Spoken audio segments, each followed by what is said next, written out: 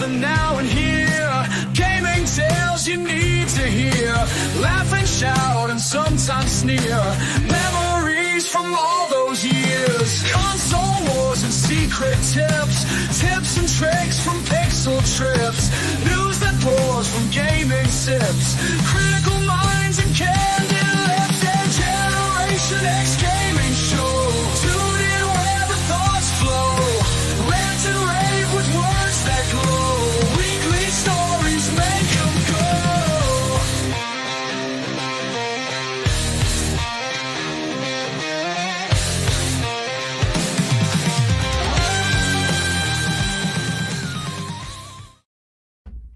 Hello, everybody, and welcome back to another week, another episode of Generation X Gaming, the weekly podcast that goes over a few of the top stories from the past week, and we rant along the way. I'm your host, Starting and Still Gaming, and joining me each and every single week is Sgt Mclusky. What's going on, bro? Time travel's going on. Yeah, every week. Time travel. What's going on, chat? On today's show, we're going to be talking about MetaQuest. We're going to be talking about Crimson Desert. We're going to be talking about game journalists that don't play games. We're going to talk about Fair Games, the next Concord, potentially. We're going to talk about Winrose. We're going to talk about Assassin's Creed Black Flag Resynced. We're going to talk about the upcoming, or the showcase that just happened, the Galaxy Showcase. There was 50 trailers show. We're not going to be able to go through all those, so maybe chat could help us on what potential trailers we would like to see later in the show. We're also going to talk about Epic Launcher, and nobody plays there. They just get the free games. We're going to talk about Ticketmaster. We're going to talk about Hytale. We're going to talk about Marvel Studios. We're going to talk about Mando and Grogu. We're going to talk about Marathon. We're going to talk a little bit about Xbox and Game Pass, and a couple other little things here and there throughout the show. If you guys like what we do here, we do this on Thursday nights, 8 p.m. Eastern, right here on 30 NSG. We're also live over on X on 30 and Still Gaming as well. Hit that like button, hit that subscribe button. You can be in chat and through the live shows. And you can always watch the past broadcasts or listen to on Spotify or any other place at podcast. What's going on, Sarge? Another week, episode 485, 15 away from the big 500. Anything exciting happen in the last week before we get into gaming? Exciting. What's exciting? I got to wear a heart monitor for 24 hours. Oh, nice. How that, well, is there a story behind that? Or you just wanted to wear a heart monitor? No, I thought there was something going on because I kept feeling like an extra heartbeat. They told me I was crazy, so I went for testing, and then they still thought I was crazy. And so then they said, put this heart monitor on. We're going to watch you for 24 hours. So I wore this thing on my belt and had these little patches all over me. I look like the guy from the 40-year-old version, that the Mando lantern. Hair missing from my hair, from my chest, from where they had to shave me. Hilarious. So did they find a extra heartbeat? I don't know yet. They have to analyze the information. Oh, you got to pay a monthly subscription to figure out what your. No, it's not a monthly subscription. I wore it for 24 hours. I gave it back to them. They're going to call me in 3 days. Oh, okay. Interesting. I got sick again. That's not really exciting, though. It's not exciting. That's because your son is a petri dish. A PC dish that goes to school. You know what I mean? It doesn't wash his hands. Hey, Dad, give me a hug. Yeah. So now I'm under the weather. Busy week in gaming. There's a lot of stuff going on this week. And again, every weekend that happens, like we end the show and I'm like, what am I going to talk about next week? And then everyone just keeps submitting stuff, like, and then Discord just fills up and I'm like, wow, we got like 16 topics to talk about on Monday. Just on Monday.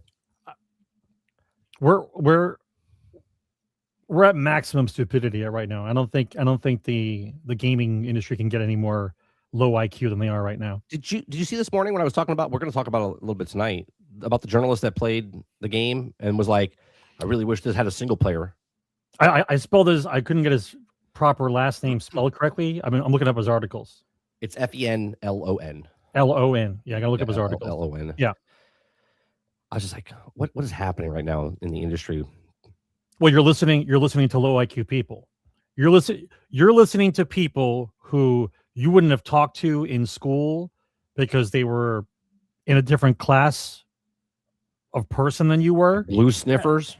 And then they're in charge of writing articles of the hobby that you like, and now you're Blue sniffers in charge now. You're supposed to listen to them now. You're not in charge.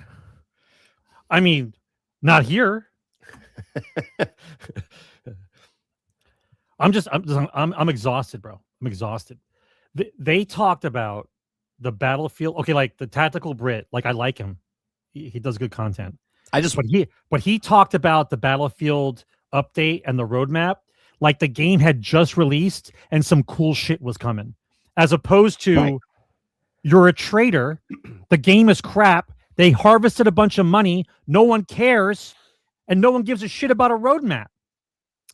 Yeah. I mean, I watch a lot of content creators, and some of the content creators you watch, like, I like Jack Frags a lot. I like watching his content. I like when he does his gameplay and stuff like that. But then obviously when a game comes out, he's excited, right? And again, this is no shade to Jack Frag. I honestly, truly like watching his stuff because he's just, he just plays the game and shows it off. But when like Battlefield comes out and they like hype it up, or another game comes out and they hype it up, and then it's like, by noon you forget about they had a video because they've moved on to something else. It's like they latch on to something because they want it to be. They have to click the checkbox, bro. It's part of their content circle. Like I do first person shooters, and so I have to mention the first person shooters and check. Right. You just can't.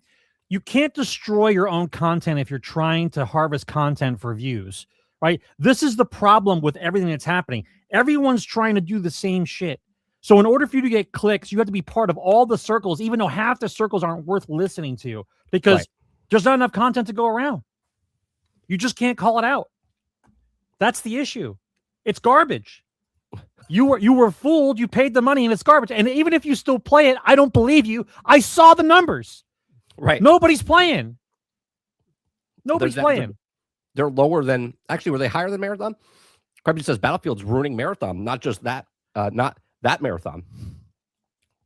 It's really weird to me. Sorry, guys, I'm chewing a throat lozenge because my throat's killing me. It's really weird to me that Battlefield, and I called it. You guys can go watch a video I did last year talking about exactly how the whole thing was going to plan out. What they did, I did a history lesson. I talked about all the Battlefields leading up to this Battlefield and all the mistakes they did and all the things that broke and all the stuff they said they were going to fix. And I said, will this one do the exact same thing? Probably so, because history repeats itself. And sure enough, they're going back to fix 2 maps, not 8 maps this time. They're adding bigger maps. They're changing we learned so many lessons about how planes fly in these large areas. Yeah, but great. You mean 30 years of Battlefield? Right. You learned how planes flew 30 years of Battlefield? How awesome for you to learn how planes run. It says the only reason that they're even doing a roadmap is they sold enough copies to put together a skeleton crew to prove that they actually care to do something while they're doing that's not caring though. While they're starting another game. If the game had sold as much as 2042 did, we wouldn't be talking about a roadmap. We wouldn't be talking about anything. We'd be going next and moving on to the next game. Well, the funny part is they're still doing next, right? They're still moving on to next. And the number that they sold this year, the best has ruined the next one already. Because now they have a template. Because they know what they can do to get you to buy. They have a template. They know what they have to do to repeat the number again. Yeah. Right. But the difference is the difference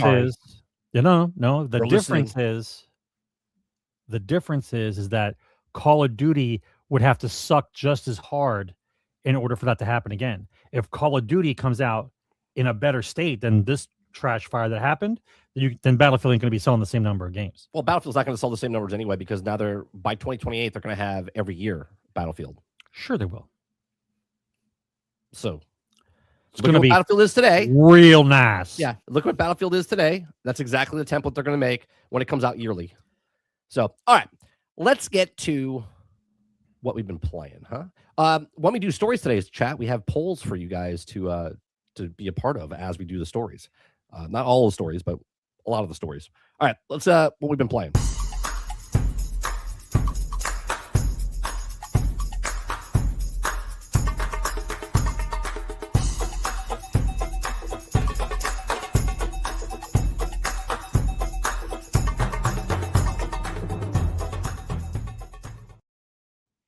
All right, Sarge. Another week. Last week, you didn't really talk about what we've been playing because you went on this epic rant that people loved. So what are you playing this week? I'm not really playing a lot, honestly. I'm playing Fallout 4 to get all the achievements. I'm close. I'm like 100 away or 150 away. So I'm trying to just finish out the achievement list. RTS is still pretty much where I'm living right now. I'm playing. I bounce between Company Heroes 3, Dawn of War 2, and Total War 3. That's what I'm kind of bouncing around in. I'd like to play like the Space Marine and the Dark Alliance and that kind of shit, or Dark Tide, excuse me. But everyone's pretty much doing their own thing. I hate Why don't playing. you just? Isn't there matchmaking and stuff? But I hate playing with randoms. I hate playing with randoms. Are they squeakers? Like, what's the problem? It's the no talking, running amok thing, and just trying to get through it. It's like a slower version of what was it? Warframe. It's a slower version of Warframe. Oh, they just run. They just run. They're not doing torpedoes through the actual thing. Well, they can't. They would be right if they could. If they could. That was always the thing I couldn't stand about playing Warframe when I did play it, is because I was so far behind as far as the timeline that when you get into a level, people just launch. And as I'm running behind them, trying to catch up, because I don't have all the moves and stuff that they have, all you're watching is dead bodies everywhere because they're just slaughtering stuff as they move forward. Yeah, see, Look, I don't. You're just basically running through a hallway, waiting to Yeah, get I don't like games like that when you play with strangers or randos and you get to kill nothing. You're just like walking around. You're like, okay, great, cool. Yeah, it's exciting. It's strange though, because like you're walking around like trying to look at I understand the levels procedurally generated. I get that. But after a while, you start recognizing the templates of the rooms. You're going to get the. Right?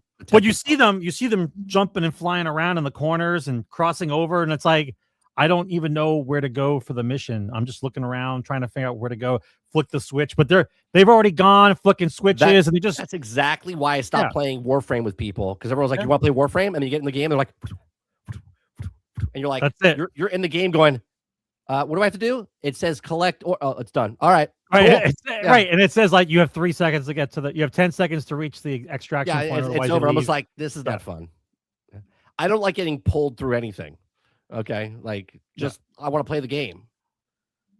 So that's why I go into mostly single player games. I'm on some Discord pages though for team Held Let Loose. I'm waiting to see if I get some responses. First, I have to sign up, pretend like I'm not crazy, and then I have time to play. What do you mean that's how you play Warframe? Like, I don't want to come in. Like, if I play with you, Eclipse, and the first thing you do... It's about torpedoing. It's about torpedo. You torpedo to the end of the board in 30 seconds and like, don't worry about killing this guy or this guy or this guy. We just killed this guy, dead, and the board's done. Grind. I'm like, because it's a grind fest. That's why. Not fun. Because even if I'm torpedoing with you, efficiency. Even if I'm torpedoing with you, you do way more damage. You're going to kill that guy way faster than I am. Time efficiency. So I might as well just stay at the beginning of the board. You kill the thing, and then we just move on. Right? That's not fun. That's not fun for me. Yeah, but that's what I'm telling you. That's what they do, because that's what it is. The grind is real. Time efficiency is important. I know. We played Destiny. Destiny was like when you do the strikes and stuff like that. You're like, same shit. You skip that, and they're like, they finally learned a lesson to blockade the doors, slow you down, so you didn't finish the strike. Yeah, they purposely slowed you down. Yeah. Why? Ron says, hear me out. Hear me out, bro. Crimson Desert extraction mode. Not necessary. Sign it up, Ron. It's not necessary. Like, can't you guys just enjoy the game? Ron, your next game's coming out. Fair Games coming out. It's gonna be great. It's gonna be Concord 4. Just enjoy the game. I know you guys love Crimson Desert. Can't you guys just enjoy it? I am loving Crimson Desert. I'm playing Crimson Desert, and I just started playing Windrose. Are you talking about what games any more games? All right. Yeah, I'm asking you. You have any more games you played? I mean, little stuff, but nothing big. Okay. I go through the Game Pass list. I got 160 hours in the Crimson Desert. I stopped on Monday. I haven't played since Monday. It's like going to an AA meeting. Hi, I'm 30. I haven't played Crimson Desert in 3 days. No, it's hi, I'm 30. I played Crimson Desert for an additional 130 hours last week. All right. So I played this game. I'm loving it, man. I I can't remember the last game. I didn't look up anything. I don't watch any videos on it. I just Play. in and just play. I get lost. I went into a puzzle. It took me like 30 minutes to just figure out how the puzzle worked. Right? I didn't even know where the lever was or anything. I just had to figure it out. I was like, oh, okay, this is cool. This is this. And then I didn't even finish it. I was just like, I put a marker on the map. I said, I'll come back later. Right? And then I did something else. Can you label the marker? No, you can just put a marker. If you put a marker, you're like, what was that? And then when you go there, you'd be like, oh, you could write it down. You could be like orange marker in Do they have different colored they markers? do. They're colored markers and they're shaped different shapes. Okay. So at least you can make like a thing about I think it's random though when it puts it down. Like you can't again, maybe you can pix it. I don't know, but it picks like a circle or a triangle something else to square. learn if you can mark the map properly. Yeah. So 160 hours in, Water Bear posted something from a post. Excalibur's in the game, like the sword Excalibur. I don't know where that is. I have no idea where he got it, and I don't care. Well, obviously, you either get it from a stone or from a girl in a lake. Those are the two options. Sure. Like a mermaid comes out or something, right? It's just really cool when you play the game that you just find things. You're like going around, and all of a sudden you're like, oh, what's that? And you happen to find you see a cave like in the corner of your eye, like a little thing, and you're like, oh, what's that? And you sidetrack, you go over there and it opens up, and there's a big cavern underneath, and now there's a puzzle you're going through, or spike traps, and you're going through an obstacle course. I'm like, what is this game? What is this game? I don't mean that in a bad way. Like, what is this game? Like, I'm like, the fuck is this game? Like, this game is amazing. There's just so much stuff to do. And anybody from the journalists, they're like, the game's so boring. There's nothing to do. It's a mile wide and an inch deep. I'm like, you didn't play it. There's no way you played it, because if you played it, if you put any time into this game, you'd be like, no, there's so much to do. I wish there was there's so much to do, Sarge. I don't even know what to do. Like, I'm just like, I'm going to go towards this tower today. And I don't even get to the tower. Hour and a half, 2 hours passes. You have to set goals for yourself. I'm gonna look around this village for half a mile. And you get sidetracked before that. I'm gonna look around here. I'm gonna look around this area. Find something. You gotta level up. No, I get it. But you have to give yourself your own goals instead of there's the marker. Yeah, no. There's the marker. Like, you do that kind of shit all day. There's a whole thing. I think I talked about this last week or 2 weeks ago. There's this thing called a cuckoo pot that you go to where this guy, he creates these pots for you. And if you go talk to him, there's this whole other skill tree that like pops up, right? And everything is a question mark except 3 things. And I'm like, I don't even know how I unlocked those 3 things. But then you need the materials to make those things. I don't know where the materials are for that, right? So I'm just like, all right, I'll just put a pin in that. And then there's like these other things that you have to do where you go to like the little elf village and you can upgrade stuff there. And it takes like 2 in-game days to upgrade something. You're like, okay, I'll just do that. And then you go do something else. And you're like, oh, I'll go to the research center. There's just things, the mechanics to learn. So much to do. Game. Yeah.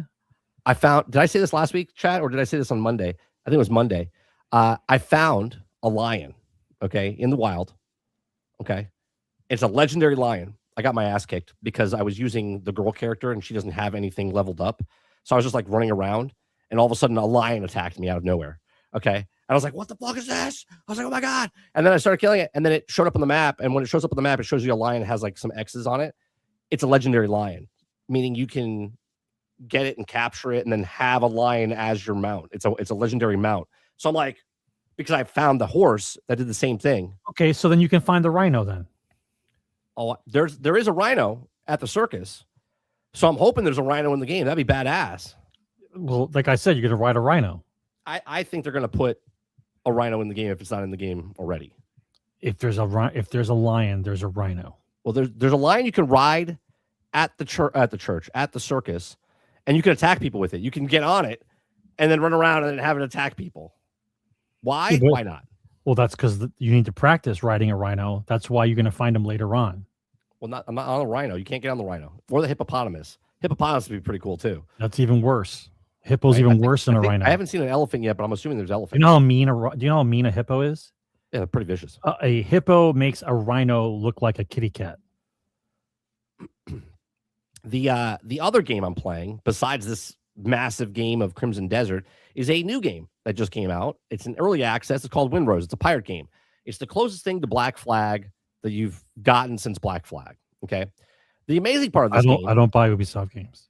it's not an Ubisoft game. I don't buy. Well, you compared it to Black Flag. I don't know what Black Flag is is, the best but I don't. game I probably ever made. I don't buy Ubisoft games. Okay, but this is not I'm not talking about an Ubisoft game. I know you're not talking about Ubisoft, but I can't relate to what the game is because I have never played Black Flag. You're comparing the new game to Black Flag. Well, you understand what I'm saying now? Yeah, I don't know what that is. I'm comparing it to Black Flag because everyone's been asking for Black Flag, which they announced Black Flag today, the remaster or whatever. But Windrose, are they coming out with it? Yeah, it's coming out July. They announced it today. This year. Yes. Weird. They announced it today, July. It's coming out in July. That sounds strange. Well, we'll talk about that in a second, right? So Windrose, right, had a demo for a couple of months, about a month and a half. I played 15 hours in the demo, loved it. I was like, I don't know when this game is coming out, but hopefully it comes out sometime this year. And then lo and behold, last week's thing, when they had the independent, I forget what the thing was called, the other game show, the other trailer show that they saw, they announced last week that April 14th is when it's coming out. And I was like, oh, cool. That's interesting. Then there was rumors of Black Flag. There's been rumors of Black Flag. Are they making it? They're still working on it. We don't know if it's coming out. But now Black Flag is announced just 2 days after Windrose came out with theirs. So I'm speculating here, right? I'm speculating here. It's too coincidence, bro. Yeah, I'm speculating here. Way too coincidence. But it seems to me that these guys that made Windrose, and they're big fans of Black Flag, they were working on this game, and they said, we got to get this game out before Ubisoft announces Black Flag, right? Because everyone's rapid about they want to play Black Flag, okay? So they announced this game. Now it's out, 2 days. 1.5 million people wishlisted. 500,000 people bought the game, okay? So now the game is out 2 days before. They just announced Black Flag, and I think it's smart on their part because now you're going to ride the wave. Yes, because now people are like, I want to play Black Flag, but I also want to play the new pirate game that's like Black Flag. Right. And so here's the best part and the worst part if you think about it. If Windrose comes out a full playable version, not just the demo or the alpha. Well, the alpha has got 50, 70 hours of gameplay in it. No, I know that, but if you think about it, I think it's done perfectly. It's laid out perfectly because it'll show how Ubisoft is done. That's what it's going to show. Like, we're done. Right. Like you guys are trying to remake a game that you used to care about. Now the pressure's on. Are you going to remake the game proper, or is this game going to show you how a pirate game is going to be? Period. That's what it's going to be. Yeah. Well, it's very good. It's an early access. Now, I know we're talking about what we've been playing, okay? But I kind of just want to go into top stories because there's two stories I want to talk about. I want to talk about the Windrose story, and then I want to talk about the Black Flag story. So let's go and move over to... It's not coincidences, though. Yeah, the top stories.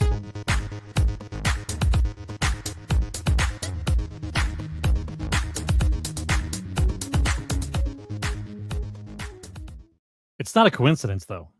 No, it's definitely not a coincidence. No. Let me see where I got here. I got... That's planned. And now you're actually gonna have the battle of the pirate games. Now you're gonna have Ubisoft really re-release Black Flag, and it's gonna show whether or not they actually care or not. That's what it's gonna be. So there's this gentleman, this West fucking guy, Finland. Okay, Finland. Okay, Finland. After 4 hours of pirate survival, I went off this morning on this, and you guys can go watch. I have a breakout video of this. What happened this morning? Okay, survival of Windrose. I'm reinstalling Sea of Thieves. Now, obviously, the title there, based on that title, you're like, oh, I tried this pirate game, and it made me. I didn't like it. Game. Right.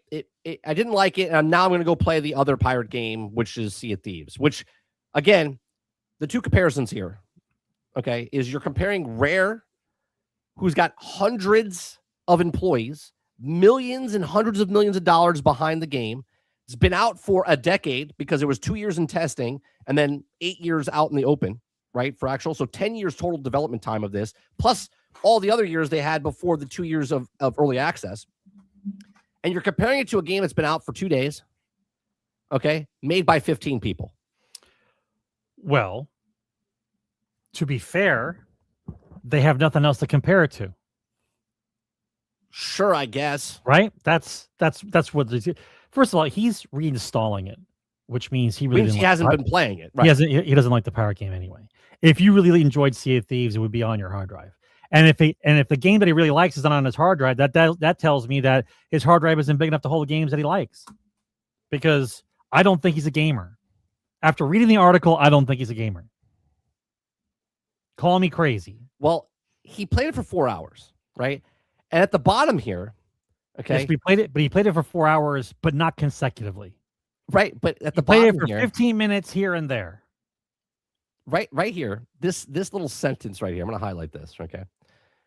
Now, I read through his whole article and it gets to this point, and he says, "I haven't played Sea of Thieves in years. Okay, but I know now." There's all sorts of timed adventures, new mechanics that deepen the pirate fantasy, and new factions and quest types that you didn't care about. Even got a solo server, something I imagine Windrose players who just want to go about their survival game grind in peace would appreciate.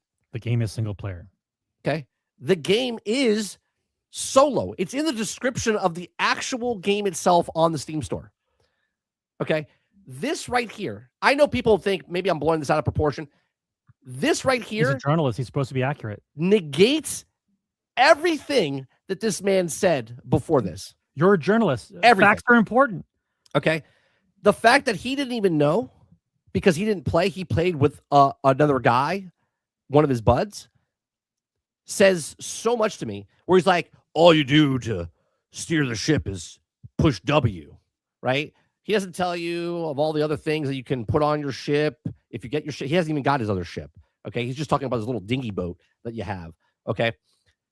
He's like, oh, you have to go around and collect stones and stuff. I don't think Jack Sparrow did this when he became pirate. Like, what are we talking about, dude? If you don't like the game, cool. Like, you don't like the game. But why are you writing a report? Okay. An actual report and comparing it to Sea of Thieves, which is not even the same comparison. If you're going to compare it to someone, okay, you would compare it to Skull and Bones because it's almost like Skull and Bones, or compare it to Black Flag, right? Compare it to Black Flag, the old Black Flag, and say this is like a survival Black Flag iteration. But talk about it in a way of going, it's very impressive what these guys have done with just 15 people. But when they don't speak in proper facts of what they're talking about, it shows they don't know what they're talking about. You didn't play the game long enough to know that it's a single player game. You just don't understand. If you're going to evaluate a game at all, you have to know about gaming on some level. You just can't be a writer who plays video games. That's not how that works, right? Now, I understand people will use the comparison, well, I don't play basketball, but I'm a sports writer. Sure. Yes. But the sports writer knows all the rules. Right, you're not saying he hit a four-pointer. Yeah, all the rules for the sport he's writing for. They should not a guy. They should put a 3-point line. Right. He's not a guy just talking about basketball because he feels like talking about basketball. Right. You know what they should do? You don't get the position unless you know the topic. Yeah, when they get fouled, they should be able to do a free throw. That's what they should do in basketball. All I'm going to say is every time they open their mouth like this, I remove them from the list. I'm going to look up all his articles. I'm gonna find it, and I got his last name. You just click on his name. You click on his name, and it shows all his articles. No, I know. I'm gonna look up all his articles, and I'm gonna go through this, and we're gonna put him on the no list. Is where we're gonna put him because you belong working for one of the other companies that shouldn't be around anymore because you don't know what you're talking about. You just don't know what you're talking about. I always see the Jim Carrey in the Truman Show when his wife's saying like, yeah. You want, and she just starts advertising a commercial or advertising, and he's like, "Who are you talking to?" yeah, that's what I see every time they do that. I'm like, who are they talking to? Like, you just told me that you would think they would appreciate there's a single player mode. There is. There's also a dedicated server that you can buy a server and have your own server. It's mind-boggling. It's not mind-boggling. It's fake. You're a fake journalist. You don't understand what you listen. To be fair for him, he was told to write the article. His editor says, I need you to write 3,000 words on this. And he goes, I don't know what that is. Well, you've got 3 weeks. Go find out what it is. Go play it and write 3,000 words about it. Now, in a normal world, when you're told to write an article about something, you do research about it. You do research about the article you're about to write about, and then you put then you write about the article. You don't understand video games. You use an old game that you say you used to play, and I'm pretty sure he used to play it before he had this job, right? I'm guessing he played Sea of Thieves before he had this writing job. He's probably hasn't touched the game in 6 years. That's my point. Yeah. Right? But he's saying, oh, it's my favorite pirate game. It's my favorite pirate game. It's your only pirate game. Yeah, but you haven't played it. If it's your favorite pirate game, how come you haven't played? Right? If it's so good, how come you haven't played it in 6 years?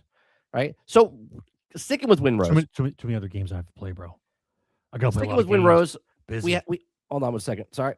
Sticking with Winrose, we have Winrose devs talk about Black Flag inspiration. Okay. Why dropping free to play was best. Now, it says in a combination of what we wanted to create and what we thought players would want to play, we needed to love the pirate theme, and we believe the niche is still underserved today, Phil said. Okay. As it happens, Ubisoft is rumored to officially announce the remake of remastered Black Flag on April 16th, and we'll get to that in a second. Okay. Winrose begins as a free-to-play MMO called Crosswind before the studio made a big change that results in the team needing to build a new game, shifting from an MMO to move to a survival/adventure kind of experience. Along with that, dropping a free model in favor of the paid release. End up being a path of a Kraken Express, though, was best. Okay. Another comparison, by the way, going back to the Sea of Thieves thing. Sea of Thieves is a live service game, by the way. Right? It's a live service game. It has been always. So is Skull and Bones. Right? This is not. This is a standalone survival game, which was going to be a free-to-play MMO, free-to-play game. And they decided, you know what, maybe we should charge for this. And it changes the fundamentals of the thing. It says, our initial ambitions required much more resources. And in general, well, I'm going to read this, and I want you to just put this broad statement that he's saying to everybody in the industry, okay? Our initial ambition required much more resources in the general sustaining of a free-to-play service game. Tremendously huge process and could not have it handled properly, right? Just pick a studio, live service game, they can't handle it properly. More importantly, it seems like the majority of the players who got attracted to the game initially preferred to have it this way, right? A buy-to-play PvE adventure, and we're very happy that the players requested that, and our own vision overlapped here, okay? Changing things was drastically and challenging. Admitted to evolve the scrapping of most of the old stuff and begin again from scratch in all the areas of the game, including under the hood, technical features, and player-facing content systems. That said, we don't have any sentimental feelings towards the previous concept of the game. It had to go.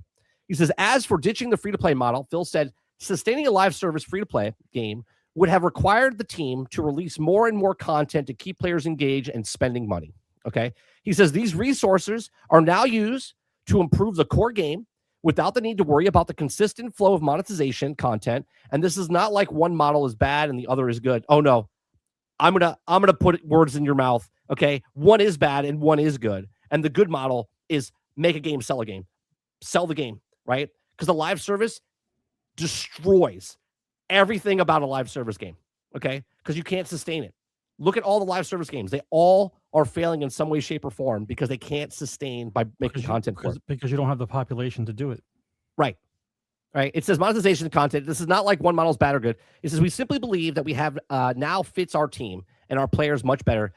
How in the world would 15 people sustain a live service game like this? They wouldn't. This would die on the vine. You have aspirations of grandeur because you said to yourself that if we can put together a pirate game with the 15 people and make it a live service game, do you know how much money we could make? Right. I'm sure that was a meeting that they had. I'm sure they sat around and thought about it. They said, we're all really good at what we're doing. And if we can make this pirate game a live service game, do you know how much money we could make? And then watching all these other guys die, they said to themselves, do we really want to go down this road and gamble, or do we want to just make the game and get a foothold and make a decent product? Right. That's the conversation they had. This is their first game. And on top of that, Pocket Pair, which is the makers of Pal World, are the publishers of this, right? So they're backing them. Oh, it's because Pal World needed to spend their money somewhere. And again, this game is not anywhere close to being finished. This got a lot of problems. Don't get me wrong. Early access. I'm okay. I'll forgive people in early access because they're in early access. They're testing shit. Right? But when you come out with a full-fledged game and your game is just like this, right? Where it's like buggy, glitchy, all the stuff that's happening. The net code's a little weird when you're playing with or online with people. Yeah, but they're doing the right thing. If there Sure. really is only 15 of them, doing an alpha and getting feedback is your best 100% is their best way of doing it. But why didn't Hygar do this? Because everybody behind them was going, you can do it, buddy, let's go. Nobody was saying, hey, you guys should be careful, maybe you should check some things out. We're gonna go for it. Like no one said anything bad to them at all. Yeah. Your game's awesome. It's perfect. Right. Just the you way guys are it awesome. is. Yeah. You're shit and gold. All right. So again, like I said earlier about Assassin's Creed. Now, Assassin's Creed, Tom Henderson, okay, earlier today said Assassin's Creed Black Flag Resync releases July 9th, 2026. Now, I say bet. Assassin's Creed Black Flag Resync will launch July 9th, 2026. Bet. Inside Gaming can reveal that the upcoming Assassin's Creed Black Flag remake titled Assassin's Creed Black Flag Resync will release on July 9th, 2026. Now, despite the original plans for the game to be revealed today, which it didn't happen, Ubisoft has decided to postpone the announcement until next week. Why is that? Because then they're going to shit a brick now because they realize what this pirate game is going to do. And is their game comparable? Period. Right? And that's what I'm telling you. They have to release July 9th. They have to try to rethink this. They're like, wait a minute. That's correct. We got to up the graphics. We have to up the graphics. We just can't release it the way it is. We got to do something. Can you imagine? Right? So it says, while the media content creators received a rough 30-minute presentation of the game earlier today, we all won't spoil what the game has in store, but we can say it's been completely reworked with a bunch of new content and updates, and honestly, it looks awesome. But one thing has made it clear, despite the rumors and rumblings, Black Flag Resync is not an RPG. There remains a solo adventure and a character-driven experience. It's not an RPG, the presentation revealed. They changed the game. Not coming out. Not coming out on July 9th, telling you. Okay. It says, and then the Kenway statue that also leaked around the game's original release date is still happening too. So I have a question for you, chat. We have a couple of little things. I forgot to put them up here. Let me see. We've got... First of all, let's start this one. Okay. How come it didn't work? You can only have active poll at one time. Do I have another active poll? Do we have? Oh, for God's sakes. Yep. Someone posted that one. Hold on. I think Sarge started that one. I didn't touch anything. Oh, for God's sakes. I haven't touched anything. Stop poll. Okay. We have Assassin's Creed. We have Windrose. Okay. So are you guys going to pick up Windrose in early access? Hit 1 for yes, 2 for no. Early access is going to be 1.5 to 2 years. Is this something that you're interested in picking up down the line? Does it look cool? Does it interest you? Go ahead and vote for that right now in chat. And then we have a Black Flag question for you as well. I think it's funny that, one, I think Windrose beat him to the punch because we've been asking for a Black Flag game for all these years. No, you're and now some for a independent proper company comes out and then makes a Black Flag game. Now, these guys are exactly like GG Games that make Path of Exile. They were big fans of Diablo 2, okay? And they wanted them to make more Diablo 2, but they didn't. So GG's like, why don't we make it, right? And they did. And they made a better game than Diablo with Path of Exile and Path of Exile 2, okay? Don't forget to say your opinion, bro. Right? Now, I don't have to say that. Right now, Hytale, they wanted to make a better Minecraft, right? And that's what they've done. They've made it, in my opinion, they made a better Minecraft. Okay, all these years later. Now here we are, Black Flag. These guys came in and said, "I want to make a better pirate game. I want to make a better game as Black Flag," and I think they're doing it. I think they're in a very good spot right now to make a better game than Black Flag. And I know it's day 2, but it might be one of the better pirate games of all time. And I think Black Flag is up there. I know you never played it. I think Black Flag is up there. I love Sea of Thieves, but Sea of Thieves is not... I've always said Sea of Thieves should do survival. Like, you should be able to build houses and shit on top of the islands and whatnot. But that's not what that game is. That's what this game is, right? So are you excited, chat? Are you excited? It says 57% of you guys right now say yes. Yes, you are going to pick up Windrose in early access. 43% of you said no.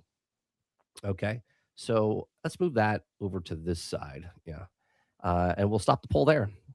Okay, then we're going to go to the other one. Are you going to get Assassin's Creed Black Flag resynced? Okay. Are you guys going to get Black Flag? I have no interest in this. I don't care what it looks like. Right. As Sarge says, Can I vote more than once? I think you can only vote once. Yeah. No? I think you can only vote once. So I am not going to get it. If I wasn't playing Crimson Desert and I wasn't playing the Windrose game. If you were playing nothing, when are you going to let them go? You've got to let them go. Let them go. Yeah, I don't want remakes. Let them go. Let Ubi go. It's okay. It's time. 50-50 split. Let them go. Let it go. Right? Let it go.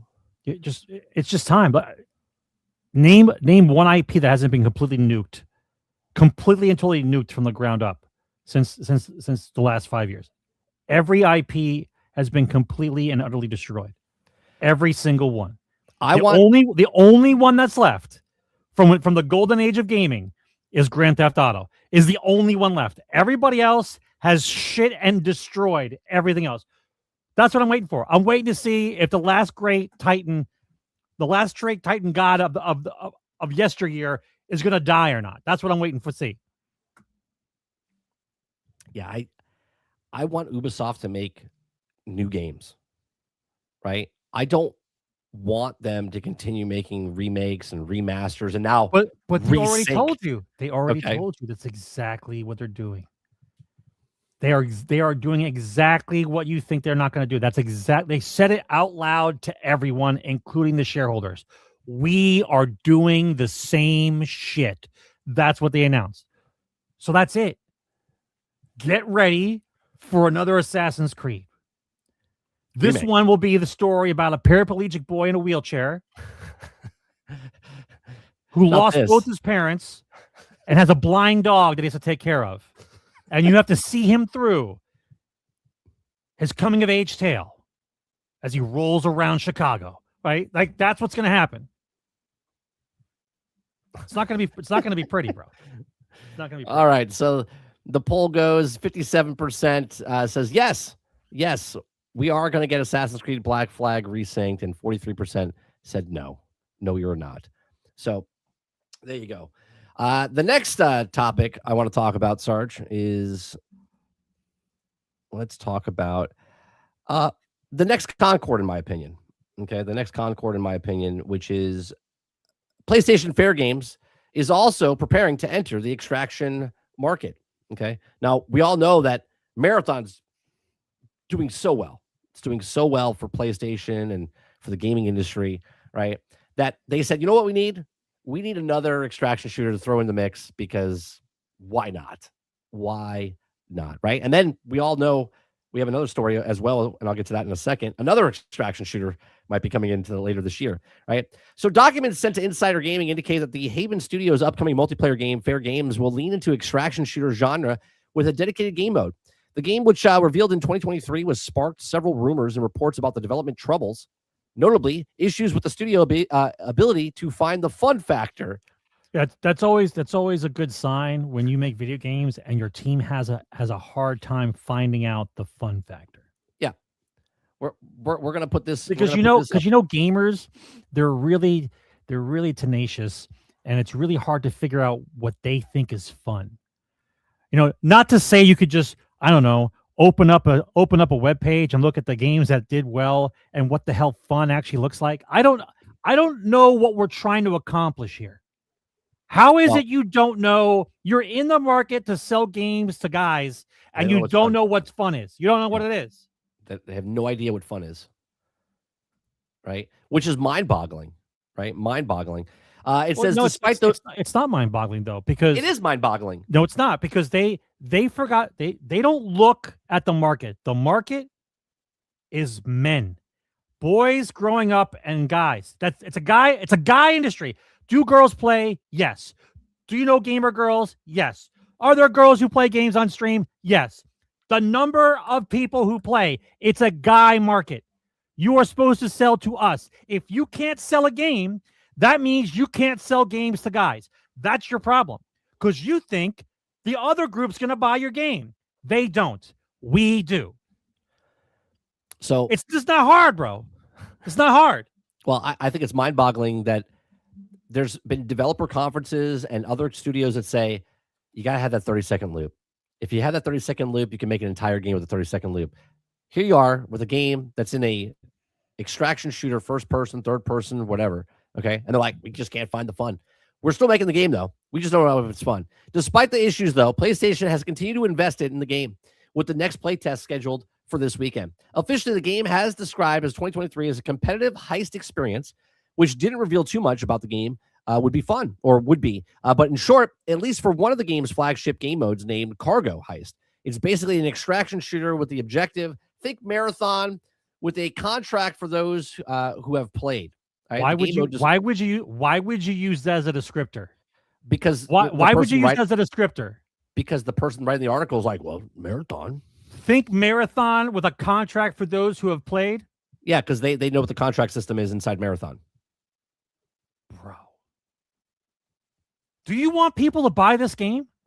Do you want people to look at this game? It says Fair Games has a number of issues throughout the development, including studio's founder leaving in 2025. Reports and rumors of the game throughout development have said that playtesters found the game not fun. So Sony said, push it through.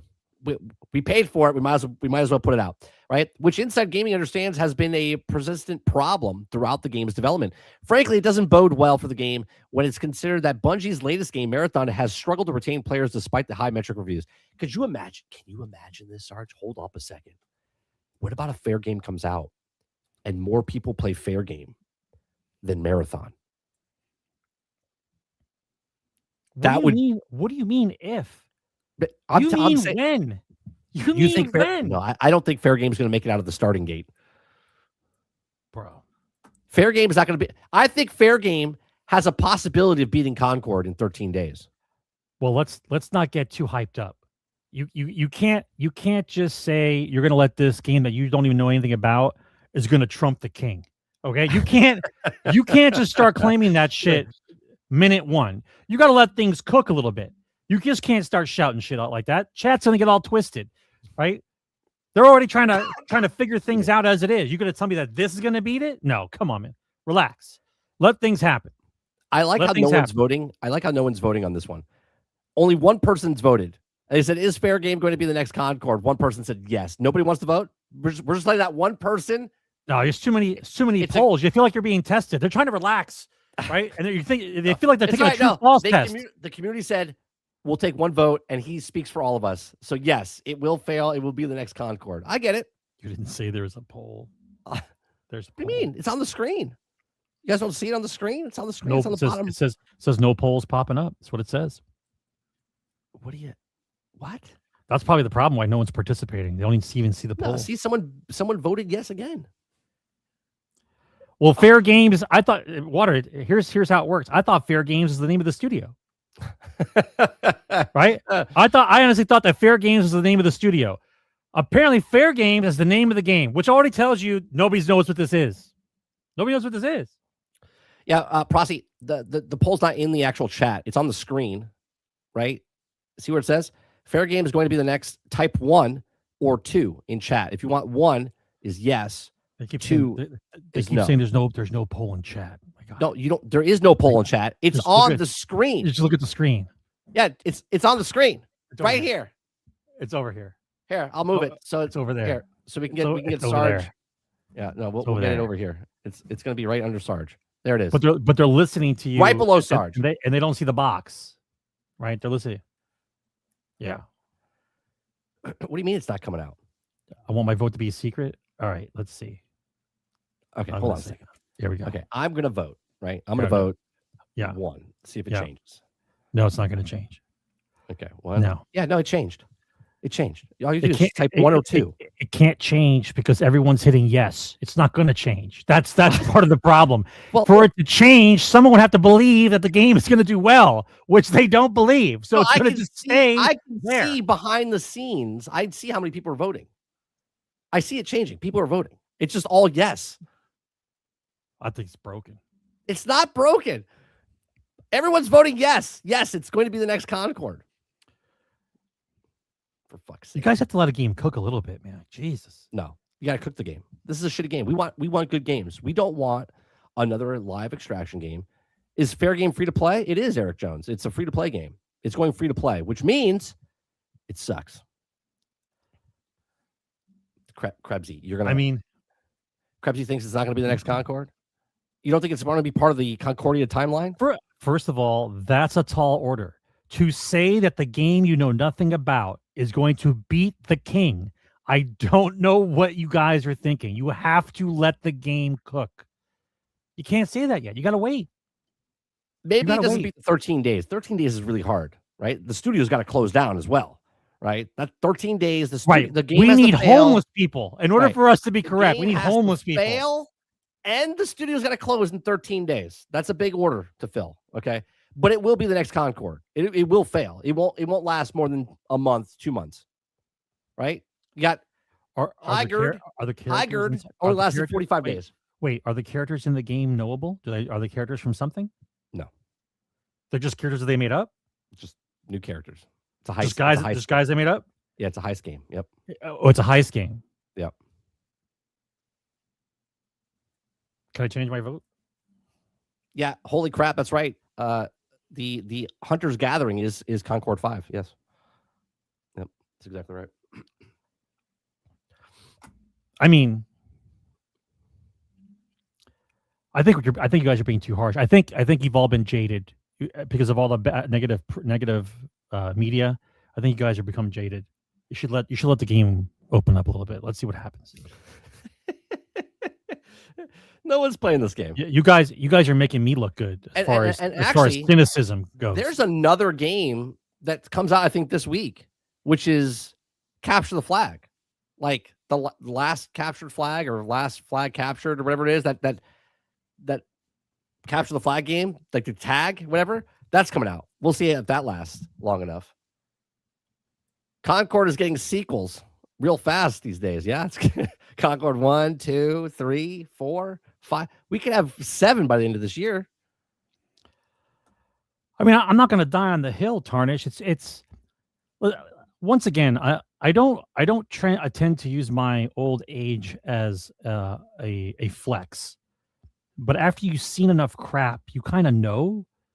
And I don't wish it upon them, but the cancer that is the modern gaming industry needs a correction. And the only way that it'll get corrected is if they are allowed to keep releasing the dog shit and that no one buys them and they just piss away millions upon tens of millions of dollars. This is going to fail.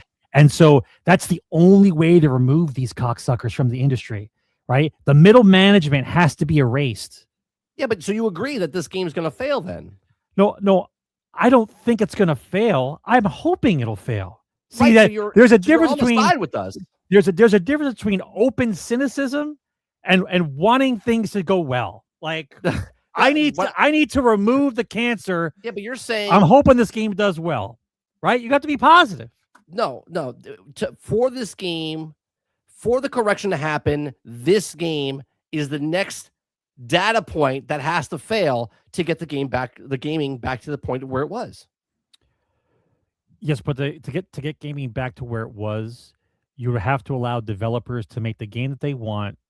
You have studios like Palworld who have more money to burn. You think these guys wanted to make a live service game with microtransactions for free to play? You think these devs that were working on it wanted to make this game? No. I'm saying in order for the correction to happen, you need to have that symbiotic relationship again. We don't have that.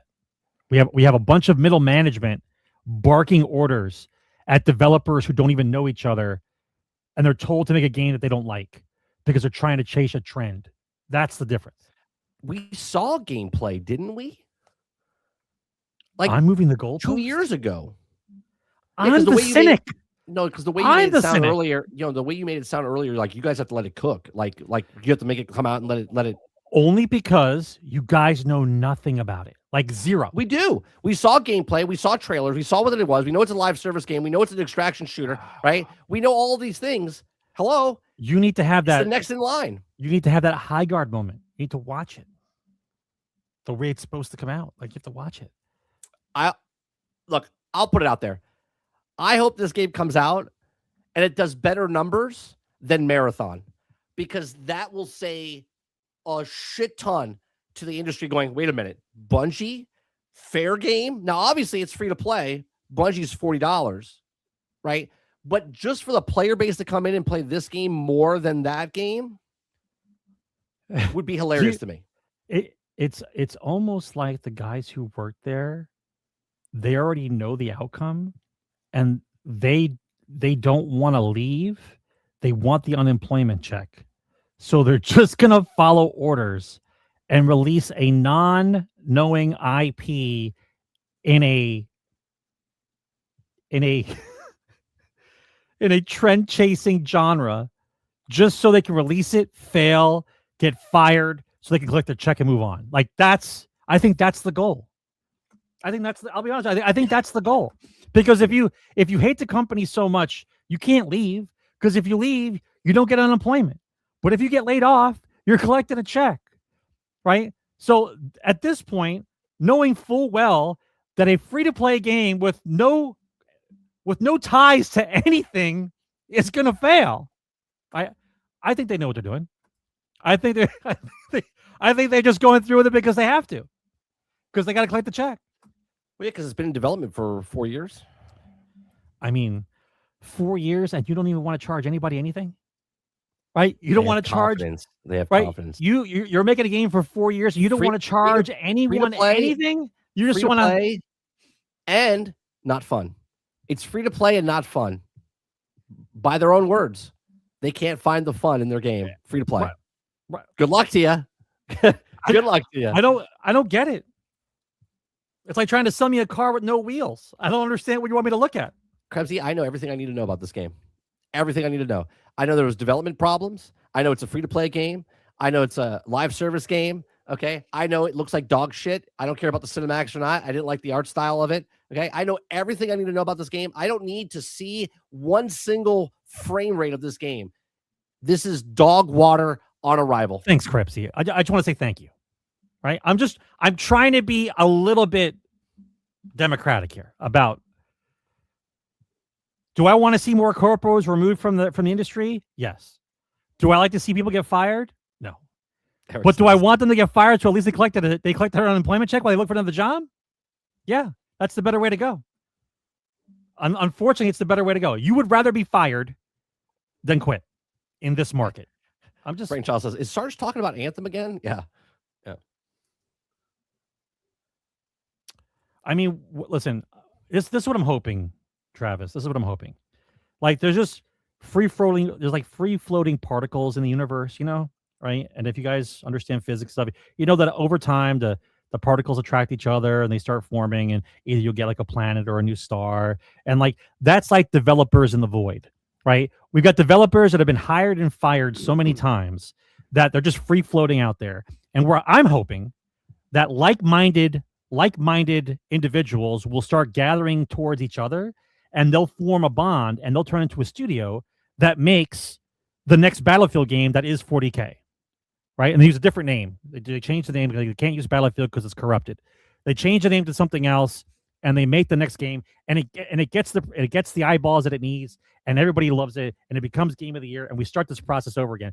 But in order for that to happen, we have to get these people out. You have to. Right? You got to stop. You got to stop. You have to let these companies die on the vine, right?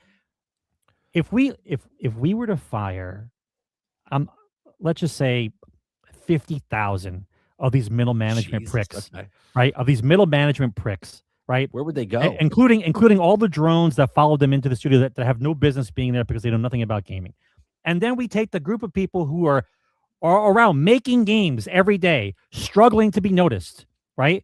Those people rise up in the ranks because we get rid of all the suits. We would have a golden age of gaming.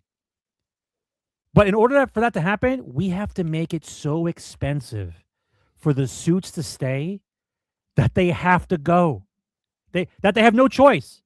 They have no choice. They have to wait until somebody else comes out with the golden goose. And then when they try to glom onto them, like, oh, you guys are making a game, I can help you. No, you can't help me. Go to your strip club, enjoy your Corvette. We don't need you. We don't need you. Krebsy, we saw that article we're not going to talk about it because they only surveyed 1,000 people. That's nowhere close for a good survey to take that seriously. So, the next story, Sarge, saying you want to give people a chance. Where's the article? What's happening? No, doesn't want to show me the article. Uh-oh, my computer is frozen. It knew what was happening. It knew what story I was bringing up next. Chat, are we still with you? Are we still live?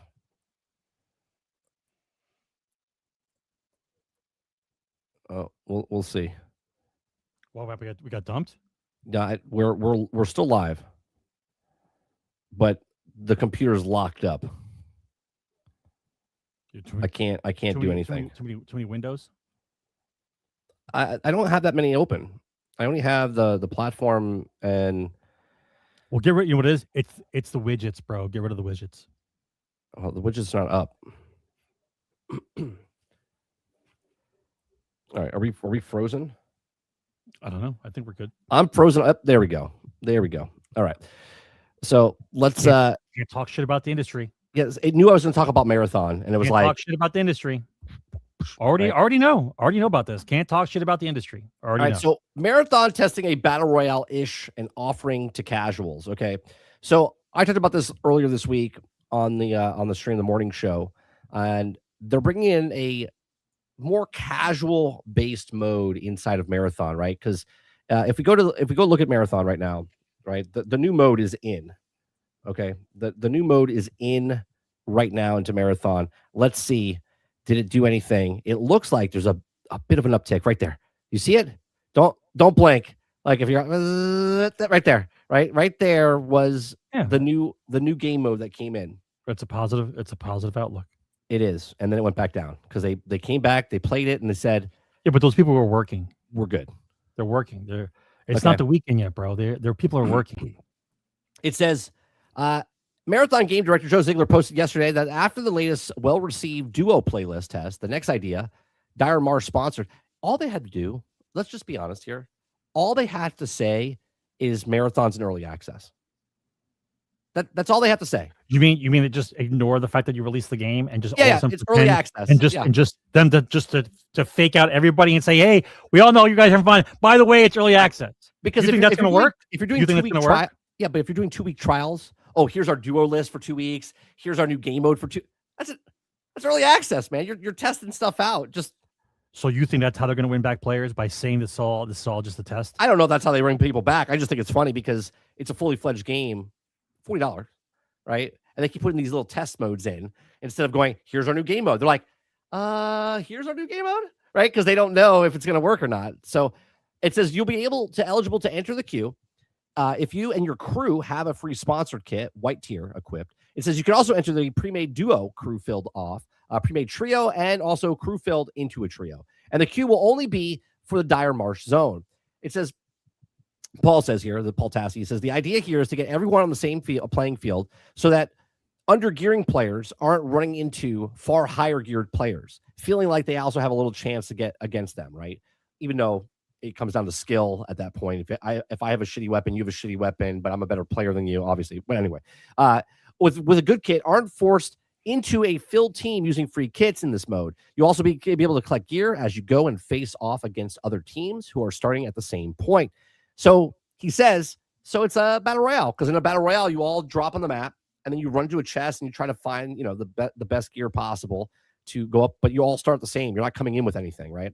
It says, so sort of, yeah, obviously it's way almost all battle royales are structured at everyone starts with almost nothing in the case, just a hero kit, basic weapons, and you farm up and take other teams over time. The obvious parallel here is the team-based, hero-based Apex Legends, a game that Marathon already has drawn comparisons to even before this, right?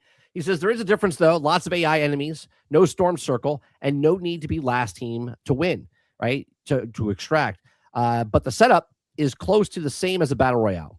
And this is not just something that could attract casuals. Existing Marathon players are already saying that this is how ranked mode should work in the game as well, with everyone also equal footing to start, amplifying skill rather than gear you go in with. Okay.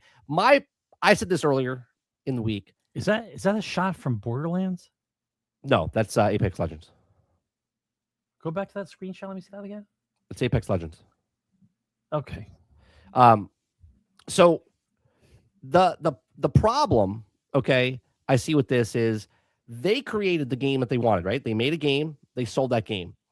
The population of the people, obviously, if we go back here, right? The player base that they have to play this game is not high enough, right? So Understandable. They have to try to do something to get it back. But now let's say the hardcore players, which is the 24,563 on Steam. I don't know about the console, right? But we know this is 70% of the player base that's over on Steam. Okay. So 24,000 people that are the hardcore players right now, there's casuals in there. If they do more of a casual mode, is this going to run off the fan base that like the game to what it is today? And obviously, Bungie needs this number. It doesn't matter if you're a loyalist or not. They need this number to go up dramatically. So do they risk losing the fans they have to gain the people they don't have yet? So to be fair, the answer is yes, because if you do nothing, you already know what the end result is going to be. So we all seen it in the past. If a game pivots correctly and it gains a following, it'll sustain, right? Will this be Bungie's pivot to do so? I don't know. I do know the clock is running, and I do know now we're down to 60 days. So I think they're going to try anything and everything in order to turn that number around. So be prepared to hear a lot of ideas the next 60 days. Right? Let's put it this way. Let's say they do this and the number doesn't stop going down, but it stops going down faster. You know what I mean? Yeah. Right? They're looking for anything to stop momentum. That's all they're looking for. They have to try anything at this point. So I'm telling you, be prepared to hear a lot of announcements about things that they're trying, because that's what has to happen. Krebsy says there are at these numbers, and the game still hasn't experienced their first wipe that's set for June. But you notice, Krebsy, that coincides with my 90 days. That's how it's going to be. This is going to be a mass exodus, in my opinion. Just like I said that nobody in Arc Raiders was going to, right? They had, 12 million people at the time? Was it 20 million or 12 million? I forget what it was. Lots of millions of people, right? There was 12 or 20 million people playing the game, and only 1.2, not even 900,000 people resetted their character in Arc Raiders. Everybody else was like, no, I'm not resetting. Okay? Because they're not forced to reset. Here, they're forced to reset. That's correct. So it'll be very interesting to see what happens when you're forced to reset. I'm anxious. Listen, here would be the greatest faux pas ever. Is in the next 60 days, they find 2 or 3 ideas that work really well, and they start getting a population back, and it goes back up to, let's say, 40,000 people, right? But then the reset happens. And once the reset actually happens, you tank all the people you have plus more because of the reset. Right. That to me would be the biggest slap in the face ever. And I'm actually kind of excited. I want to see if that happens. I want to see if they save themselves from the bleed, but then still instigate the reset, even though they know what it would do, but they still allow it to happen. I think I'm actually kind of getting giddy about. I can't even. I'm going to be around to see that. I want to see what happens. I think that's be like one of the most amazing days ever. What day is that? What day is the reset? I'm going to set that in the calendar. It's the beginning of June. It's the beginning of June. Yeah, it's like D-Day, like 1 million people. Is it 1 first million week of people June? Resetted. Yeah, 1 million people resetted in Arc I Raiders. want to see what happens. I think that's going to be a great day. And that was by choice, right? Everybody else was like, yeah, I'm not going to do it. I'm not going to reset. So this is going to be very interesting to see what happens with Marathon once that goes through. I just think it's funny because if this does catch on, and let's say people like this, the casuals like this just shows you again, because Destiny, there was the hardcore people that like PvP, but they didn't support it. Why? But they could have. No, why didn't they support it? They didn't could support have. it. They didn't want to support it because PvE was the driving factor, and more casual players played the PvE. So they had to keep giving content to PvE, right? But you had a dedicated PvP player base. Correct, but they look at the numbers and they go, these people are not playing long enough or whatever it is. Even if I believe you, then why take the time to make an entirely new game about PvP? This is my point though. Why? This is them doing the exact same thing again, where you think they're like, oh yeah, PvPers, man, they really appreciate us. They made a dedicated game for you, and now they're pushing it more towards casual. Yet again. But why would you take the resources to make a completely different game? Why would you take the resources? Why wouldn't you take those resources and just make Destiny's trials better? You take the resources from Destiny 1 to Destiny 2. At the end of Destiny 1 to going into Destiny 2, they tried to make it an esport. They literally tried to make Destiny into an esport, and then it failed in like 3 months. And they hand waved, they flashed you with the Men in Black little thing.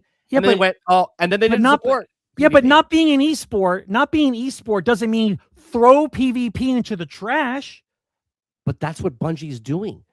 I'm telling you right now, if Marathon, if this works, the casuals come in and save Marathon, the hardcores will be like, you got to be shitting me, right? The whole hate about Marathon right now is not because of people that are not playing Marathon. It's the people that don't want to play Marathon because they are Destiny lovers. They are pissed that they stopped supporting Destiny to make this.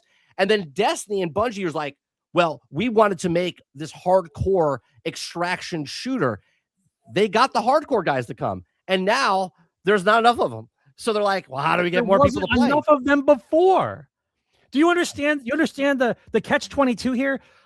You didn't have the numbers before. So why would you make a different game to try to capture the number you didn't have? They thought that the loyalists, Bungie loyalists would come over. But it's so many things that's happened with Bungie over the years. People are like, nah, I'm good. Right? Not only are they shitting on Marathon because it's not Marathon from original Marathon. Not only is it not Destiny 3 and they didn't support Destiny, they took content away from you. They told you all these other lies and stuff about stuff. It's all of this. Their own fan base is against them. And that is why this game's failing. Not because I'm not playing it, okay? Or you're not playing it. It's the people are like, I don't give a shit about Bungie right now, and I don't give a shit about Marathon. So now they're trying to get the casuals to come in to save their game. And I just think it's funny because if this works and the number goes up double, let's just say it goes up to 40,000 peak players, 50,000 peak players, whatever. Great. You're going to lose the hardcore guys. They'll be like, are you kidding me? We lost to the casual guys yet again, and they're not going to support the game. I don't.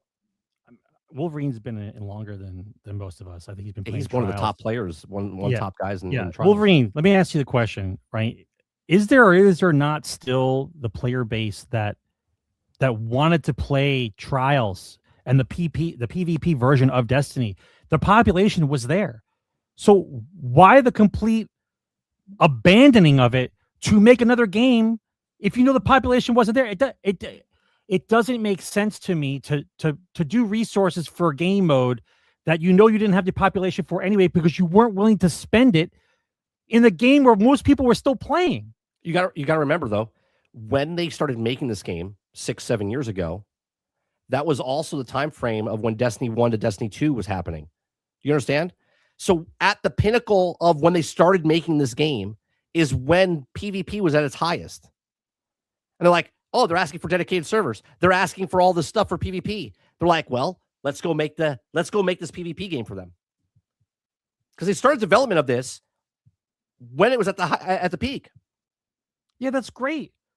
That's why they made it for it. They're like, oh, all these people. Destiny. Just use Destiny PvP. That's why people in Destiny are pissed off. They're like, why don't you just do this inside of Destiny? Why did you take the resources away from Destiny and put it towards this game? And now you see the numbers, and just it to me, it's just hilarious. I always said this on our past broadcast of GXG, right? I said the only thing that kills Destiny or Bungie is Bungie. Is Bungie, right? And that's exactly what's happening right now. Exactly what's happening. Krebsy says, does it have a free-to-play weekend before the June wipe? If this doesn't turn it around, 100%, they have to. They're going to be like, it's a free weekend. See how it goes, right? They're throwing everything at it. They're like, new game mode, free-to-play weekend. Yeah, expect everything. They have 60 days. Expect it. If you build it, they will come, Sarge. Yeah. It says, Dupla says, I don't like it because they use the name of Bungie's first IP as bait for fucking extraction shooter slop. See? But this is what I'm saying. And Dupless, big Destiny guy. Wolverine, big Destiny guy. Big Destiny guy. We're all big Destiny people. When Destiny 1 was out, they started making this between Destiny, like right after Destiny 1 into Destiny 2. They're like, oh yeah, this is gonna be huge. And then it took them 6 years, 7 years. Then they sold their company to Sony. And then they're like, oh, we're riding on the high wave here. And then they come out and they're like, wah, wah. Right? Wolverine says they read the room wrong during the hype or whatever you want to call the extraction hype was. You remember that interview they said? The guys were playing extraction shooters in the office all the time. They're like, this is what we need to make. Right? That's what they said. They said we were playing extraction shooters. And that's what they wanted to make. Great. Put it in Destiny. Right? It could have been just a game mode in Destiny. Put it in Destiny. I'll be honest though, even if they put it in Destiny, I don't think it would be. I just don't think it would be good anyway. I don't think it would, because they would still look at it as a failure. Let's just say it wasn't Destiny, and it had these numbers. They would drop this game mode super fast. But they would still be in Destiny. I know. I'm just saying that if this wasn't Destiny and it had these numbers, they would just drop it, just like they did everything else when they had something come into the game. They're like, oh no, we got rid of that. Forget about that. Dark Taco says the whole game's vision changed once Ziggler came on board. Yeah, but he's been here, for 3 years? Not a fan of, in my opinion, but this is the way of the road.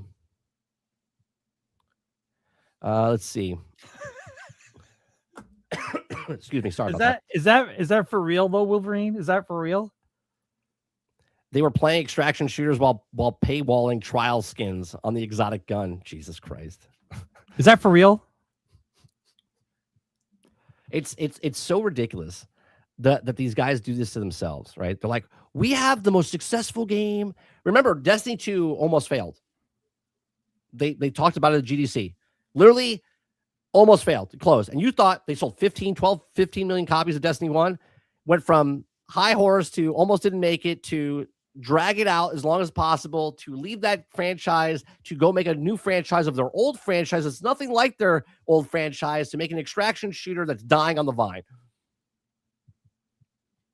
I can't wait for the book, the novel of the downfall of Bungie. And at the end, it says it's not Bungie's fault, right? Because no one ever blames fucking Bungie. Everyone's always blaming everybody else. Microsoft, Activision, Sony, right? Everybody else is the blame. It's never been Bungie's fault, but it's been Bungie the entire time. The entire time. Speaking of crooked shit going on, right? Hytale developers are taking legal action against the Switch copycat game. Are you being serious? Is this a real article, or is this an Onion article? This is an Onion article, right? No, this is a real article. Okay. Hytale copycat game titled Hytale Sandbox RPG is now target of legal actions, according to Hypixel Studio CEO Simon Collins. Okay, he says on social media, the copycat RPG that shares the name and the likeness of Hytale appeared on Nintendo eShop earlier in April. Though the Switch title has no actual association with Hypixel Studios hit open world sandbox game. Although Hytale itself has derivative from an unpopular Minecraft server called Hypixel, the Hytale IP was sold to Riot Games in 2020 after Riot Games also canceled Hytale and closed Hypixel Studios. Now, the IP of the studio are undisclosed amount following the January 2026 launch in early access. Now, Hytale has become one of the top indie games releases in 2026 so far, with a new patch releasing periodically. It's all the time. So on the Nintendo store, what I find funny about this whole thing is Nintendo, right? Again, Nintendo's like, wasn't me, right? Because Nintendo's suing Pal World because they think they have the mechanic of throwing spheres at something, okay? And they don't want to put Pal World on Nintendo. But meanwhile, Nintendo's over here going, yeah, we'll take the copycat game of the Minecraft game of Hytale that's really popular right now. Yeah, we'll put it on our store. And then it'll be like, oh, we didn't know about it. So is it because of them losing the license, them buying the game back was the opening for them to use the title? Or no, because it'd still be licensed. Like that would still be covered. Hytale. So then how are they able to use the same name? Because it's probably a Japanese company. They don't have the same patent laws and shit, and they just did it and see if they get caught. They make their money fast as possible and then fucking run. That's what they do. I'll be honest. I think Nintendo just allows this because it causes studios that are problems to them to just waste money in court. I think that's I why they guess. do it. It says here that the Hytale also made its target studio known for making copycat games on other platforms as way to deceive players. The false game title in question is called Hypixel Sandbox RPG, which launched on Nintendo eShop on April 10th. Developer of the copycat title, which has no affiliation with the Hypixel studio, Hytale Sandbox RPG, has some images that appear similar to the key art features of Hytale. This is the exact same thing of that game that was like... right, mommy, I want Hytale, and then they're going to end up buying Hytale for the Switch for them, and it's the wrong Hytale. Right. This is exactly the same thing of what Sony happened when the people looked at and made almost like a Horizon copycat, and they're like, even though it wasn't the same game, right? It was a survival game compared to the action adventure game. They are like, no, you can't do that. But yet here we are, another company trying to do away with it. It says Nintendo Console says the Hypixel Studios legal team was handling the case and did not elaborate further on it. Right. So despite the ongoing legal investigation, Sandbox RPG is still available on Nintendo eShop. Pick up the phone and be like, bro, Nintendo, what are you doing? Take this down. Like, what are we talking about here? Obviously, they're taking the likeness. I mean, look at it. Nintendo gets the cut of the thieves trying to make the cut, so they don't care, right? Isn't that how it works? I mean, it looks like Hytale. The art style looks like Hytale, and it's called Hytale. But because I guess it's a sandbox RPG, and theirs is not an RPG, I don't know. But it is an RPG. I hate scumbags like this. I hate companies that try to do this. They're like, we can't come up with anything original, so we're just going to steal someone else's and then steal from people to make them think that, oh, it is Hytale. I bought you Hytale. No, Mom, this is not the Hytale. It says Hytale right there. I can read. You know what I mean? Like, well, maybe who said it in chat? Maybe it is true. Maybe someone did use AI to help build it, because otherwise, how do you build it that quick? I mean, it's voxel base, and if it's a shitty game, how fast can Unity make games when they make the shitty games of Unity? You know what I mean? Unity. All right, the next thing we're talking about is what we got here. Well, let's talk about something positive, shall we? Space Marines has surpassed 12 million players. Now, I know you're saying they said players. The last time they reported on the actual number of people that bought stuff was less than the year was 7 million players. I'm assuming they're around 8 or 9 million copies sold, right? Like actual copies sold.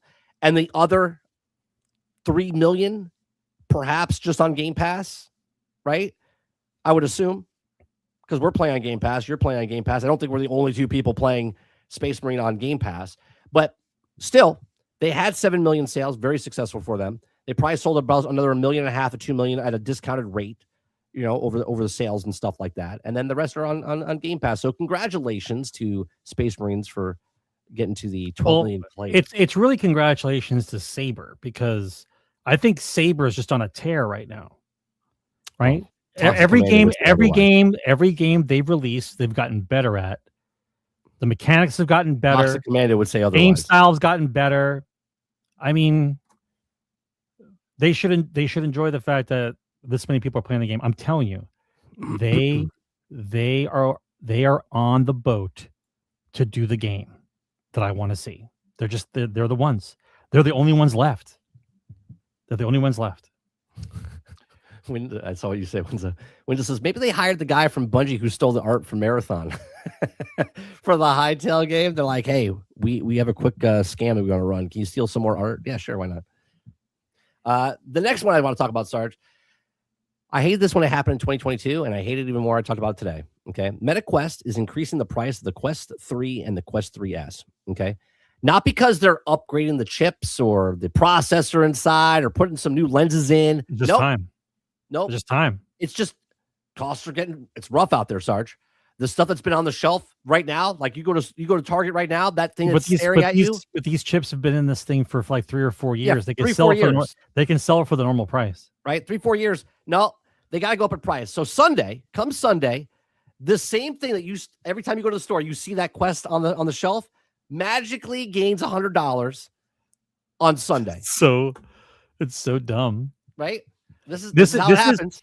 This is, if you guys aren't paying attention, this is classic price fixing from the market.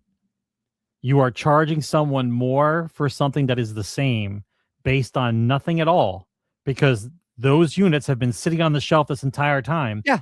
The price should be coming down. The price should be coming down to move them. But order for PlayStation them, said we're going to raise our price. They're like, wait a minute, they bought their price. Right. Let's do the same thing. So here's how it works. So in order for them to justify the bigger price tag later when they release the new products, they have to have a floor to bounce off of that's not so far down. So when you bump these up, they're not as far from the new product, so you don't feel as bad paying the extra money for the new product. But meanwhile, those chips aren't any different. So in the old timers world, right, the goal is to move product, right? If I have 100 boxes of stuff in my store and I'm selling it for $50 a pop, and I can only move 30 boxes, and the other 70 boxes are just sitting there, then by the law of normal market conditions, I do a sale to get more of those boxes out of my store. That's the whole game. I want them out because I can't bring new stuff in until I get rid of the old shit. But for some strange reason, the idea now is we're going to raise the prices on the old shit just because. Yeah. Because when I release the new stuff, the price will be closer. So you think you're getting a better deal. Yeah. Now, if you're not in the market for a headset, you don't even know the difference. But if you're like most people in chat who are watching tech stuff on a weekly basis, and you look at this, if you purchase this at all, there's something wrong with you. You probably should seek help. Because your brain is broken. Your frontal lobe is damaged in some way. I was in the market. I've been looking. I actually had a conversation with Alter a couple of weeks ago. I was like, I'm waiting for the headsets to go down. When they announced the new headset, I was like, I'm waiting for this one to go down, and then I'll pick up the 3, right? Here they go. Because if the new one comes out, and let's say it's $800, they're like, well, this is at $500. If this one comes out at $800, they're just going to buy the old one. So we gotta get this as close as possible to this to be like, for extra $100, right? I can get the brand new one, right? For $150 difference, right? And that's what they're doing, right? Yeah, but I've never seen this time ever where people don't understand the market at all. Like the fact that they're repeating the same. It's luxury. But they're how do I explain this properly without losing a brain? I'm going to blow a blood vessel here. If they did it to the console, and we thought it was mental, but then they're doing exactly the same move with the headset. That means that they are moving. They are moving units, right? The only way you copy pasta a marketing ploy is if it's already working, which I don't get. I don't get how you can pay $150 more for something that hasn't changed and has been sitting on the shelf for 3 years. You walked by it. Those chips are already paid for. Those chips are already paid for. That's got nothing to do with anything that's going on right now. Nothing. But it does, Sarge. It says the global surge. It's the truth. What are you guys talking about? The global surge price, critical components, specifically memory chips, is impacting almost every category to consumer electronics, including VR companies, said in a prepared statement. Bullshit. These things have been sitting on the shelf. They're still sitting there. You already paid the tax. You already paid for that. No, they want that 3 years ago.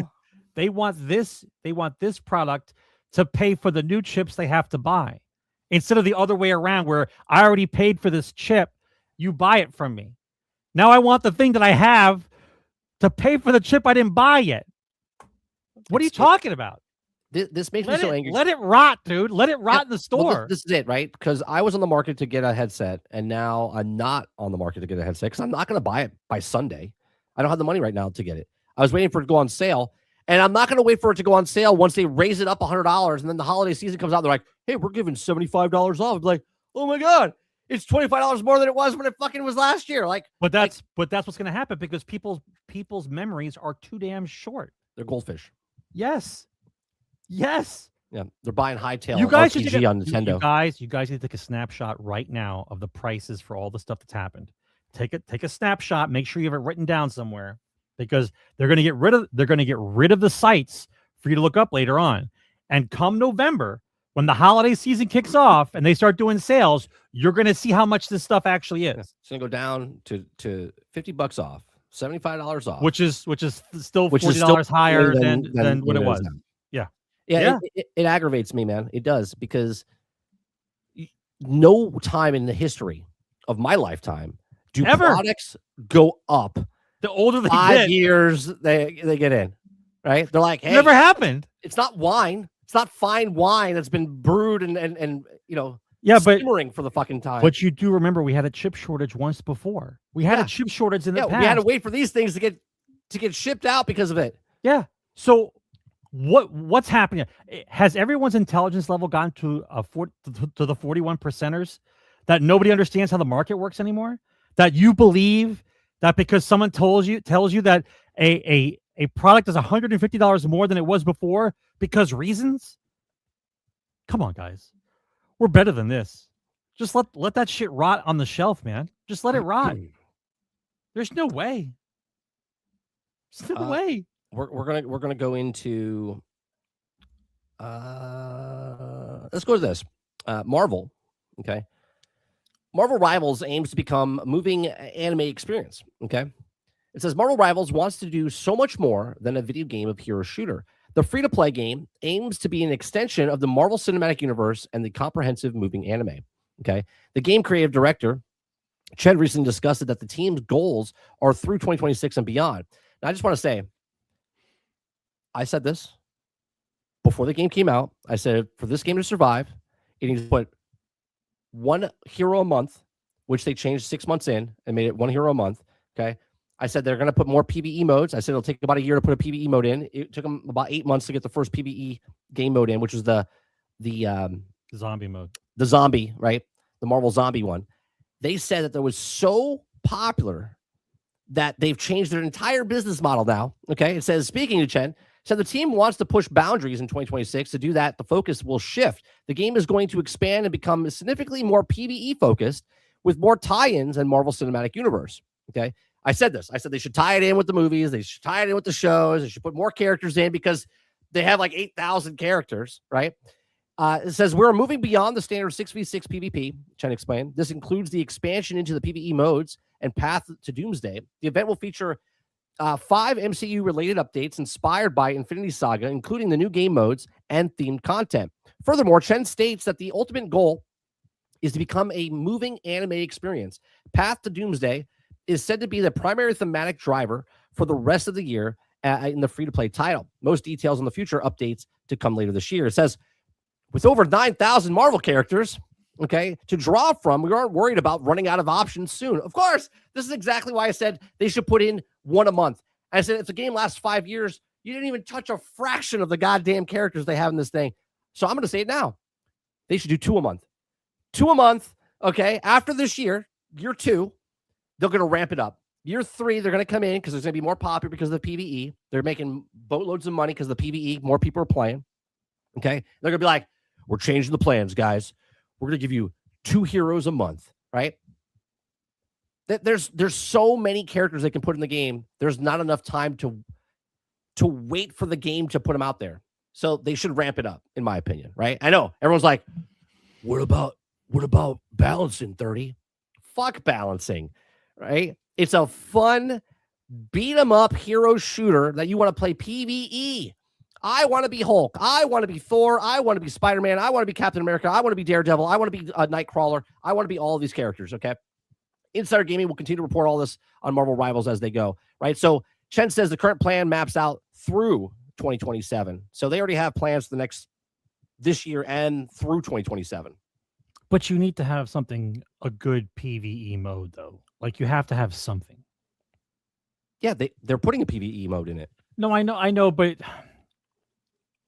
just to fill the gap, to give a PvE mode in a game like this, it has to be something meaningful. Something that you're going to want to play. Yeah, you're going to level up your characters. Well, not exactly like level up the characters, but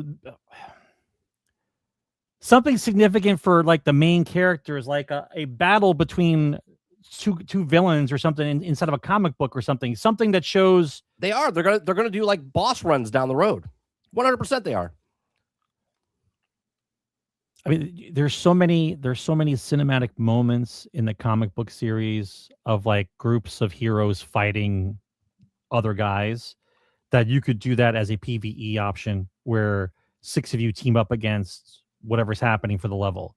But you know what I'm saying? It just can't be, I feel like shooting some guys on a screen type of thing. It's you got to give the guys not just the shooting mechanics of a hero shooter, but like the actual abilities that they have to play a PvE mode. You know what I mean?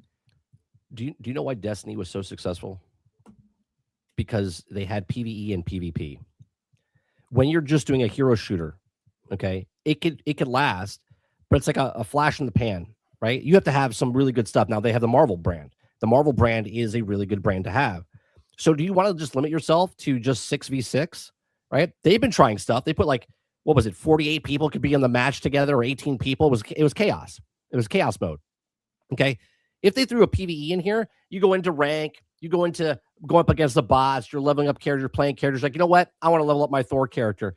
I want to do a boss run. Again, there's no boss run now. But what I'm saying is, all of a sudden you go against Kingpin. Marvel Future Revolution was a mobile game. Okay. Mr. Luke introduced it to me 5 years ago. Okay. It was a mobile game. I played on the PC. Some of the coolest things they had in the game was there was these boss runs you can go in. Boss fight after boss fight after boss fight, and you would fight some of the best villains in the game, and you just go, you start with Kingpin, then you would go to, whatever, and you would just keep going. These things, they could do stuff like that. And the team that did that is the team that did this, the same team. Okay. So I can see them 100% putting more PvE story content. They can put story content in there, right? They've even said they're going to put more story content in the game as well. Waterbear says it all the time. I probably already said it in chat, right? Yeah. Infinity War mode, PvE, right? You give us Marvel heroes, but in this game, okay? Or I'm sorry, Ultimate Alliance type of stuff in this game where I can take a character, play through the thing, level up my character, and be stronger and go through bigger things, run through stages of dungeons. I've talked about this in the past, like strikes in Destiny, but with a Marvel character, basically what Marvel Avengers was. But you would have to make it to where that if I pick a certain character, the guys that are nemesis against that character are the guys that I fight in the levels, not the same guys I kill all the time by picking a different character. You know what I'm saying? Like that's how you make it. That's how you make it different. I mean, I've said it from the very start. It's a comic book game. They have comics in the game. You could literally give stories. Comic books come in. You want to make money? Every character has their own new comic that comes in, whatever it is. Issues come out monthly, just like in real comics, right? And you play through the cells, right? So the first story, you click on it, tells the story. You go and play that mission. It does 5 missions. You pay $10, whatever it is. Yep. Okay. People would eat that shit up because they're comic book fans. They want to play the characters from the comic book, and you also get a comic book, and it's a collector thing, and I'm leveling up my character, right? People might not like what I'm saying because of microtransactions, but this is game, a good, it's a free to play game. You have to have free to play game. This is a good way to monetize a comic book game by putting comics in the game. There's already comics in the game that you can purchase. So why not make the stories of these characters with the comics? Or to more to the point to what you're discussing though is what if you took like some of the greatest comic book runs during the character's run, and you're playing like a battle from that comic. Yeah. Like the Saber-Tooth Wolverine battle. Anyways, why not? Yeah. Or like the Sentinel's first attack on the X-Men type of battle. Like you could have these key moment comics come in and you're a part of that actual comic with the hero that you want to be. That would be cool. For sure. Barber says, give us Spider-Man versus the Sinister Six mode, where Peter has to help 4 other superheroes to fight the Sinister Six. Be cool, right? There's so many things they could do. A lot of As Sarge said, the Sentries and your X-Men, and you have to go up against the Sentries and stuff, like a big-ass boss fight. Be great. I know I'm asking for a lot, but that's not asking for a lot, though. That's asking for the line that you stand on for being a comic book game. I'm excited that they're putting more PvE because I stopped playing because I'm doing the same stuff. And I'm kind of like over the Overwatch type of style. I like playing the bots. I like that the zombie mode. And now they're putting in more modes. And then there's also a 1v6 mode where the Avengers, the first movie. So you're the original cast of the Avengers. You're going up against Loki. I don't know what it is. I don't know if it's like an evolve type of game where it's like the guy's the bad guy and he can cast a whole bunch of things against the 6 players. It'd be interesting to see what they do with it. People, company says people need to stop calling this half-assed, half-measured PvE stuff modes. Either go whole way or don't do it. Well, I'll tell you what, Krebsy, they were so popular with the zombie stuff. It was only supposed to be a limited time, and they stretched it longer and longer and longer. They were getting so many people playing it. They're like, we got to go PvE. We got to go PvE. All right, so we got that. What else we got? We got, what time is it? We got quarter till. Let's talk about Game Pass for a second. Right? Let me find the story for, do I have it? Yeah. So Game Pass, okay, Game Pass has become too expensive, says Microsoft's new game chief, leaked in a memo, okay? So Asha Sharma says Game Pass is the central to gaming value of Xbox. It's also clear that the current model isn't the final one. Of course not. The plan's the plan until it's not the plan. We all know the quote. Short term, Game Pass has become too expensive for players, so we need to better value equation. Long term, we'll evolve Game Pass into a more flexible system, which will take the time to test and learn around. Testing is us, guys, by the way. Testing is us. They're not testing it internally. They're going to test that with us. Microsoft hiked the price of Xbox Game Pass Ultimate to $29.99 per month last year, a massive 50% hike. The company tried to justify the price hike with a variety of upgrades across all the Xbox Game Pass tiers, but the cost increase clearly taken its toll on Game Pass, right? He says, I understand that the part of the cost increase for Game Pass down the road for Microsoft's decision to add Call of Duty. I want to put a stop pin in that for a second. You're telling me, Sarge, that there's 400 games on Game Pass. 400 games cost $20, $19.99, right? 400 games, day and date, right? $19.99, $20. Call of Duty comes on and they're like, we need to add additional $10 just for one. So now there's 401 games, okay? And Call of Duty is $10 worth of that price increase just for that one game alone. Get the fuck out of here. I don't think it was based on one game alone. I think it's based on the first party title being day and date type of thing. That's what you're paying. It was day and date before. It was $20. The only thing they added was Call of Duty to Game Pass, and it raised to $30. But they needed the catalyst to say from that point on. So they use that game as the catalyst. That's what they do. Yes. Because then you're going to say day and date for first party titles or first main AAA titles, then you're going to get, then that's how you look at it. Well, there's I have a poll for this one. I have a poll for this one, guys. You can take the poll. You don't have to take the poll, but okay. So the poll, we got to move that. It's blocking Sarge's face. Okay. It says, do you think Xbox lowers the price of Game Pass or adds a lower tier? Now, the 4 options, there could be a 5th one, but I didn't have a 5th option. You only have 4 options. It says, yes, they lower the ultimate price. I don't think that's happening. Okay. They add a lower tier with ads. Okay. They just add a first party option, which means it's lower cost. Let's say it's $7 and it's just first party titles, or $10, just first party titles, if that's what you're in for. Or is it all the above? Do they lower ultimate? Do they add the ads? And do they add just a first party title? Chat. Type in 1, 2, 3, or 4 in the chat. Cribsy says they raised the price of Call of Duty, still lost out on 300+ million. I think they do 2 options. I think they're not lowering the ultimate price. 100% not. That $30 is staying there. Okay. I don't think it will. Do you think they're going to lower ultimate back down? I think if they can't get enough people to stick into it, they will. I think they stay where they are and they bring in the other 2 to justify it. Right? Just like raising the price of fucking MetaQuest on Monday to Tuesday type of thing. Yeah, but justify the 4 being this much. Okay, but I look at it this way, right? Do you really believe that Sarah and Phil raised the price of Game Pass? That they wanted to raise the price of Game Pass? No, I don't believe they did. I believe Satya Nadella wanted to raise it. Okay, so he raised it. Now you have my speculation. Yeah, but then you have her come in. Yeah. And say that the price is too high. Now, if that were the actual case, if I believe her, Satya told them to raise it, and she doesn't believe it. So you think she's going to go against what he said he wanted to do?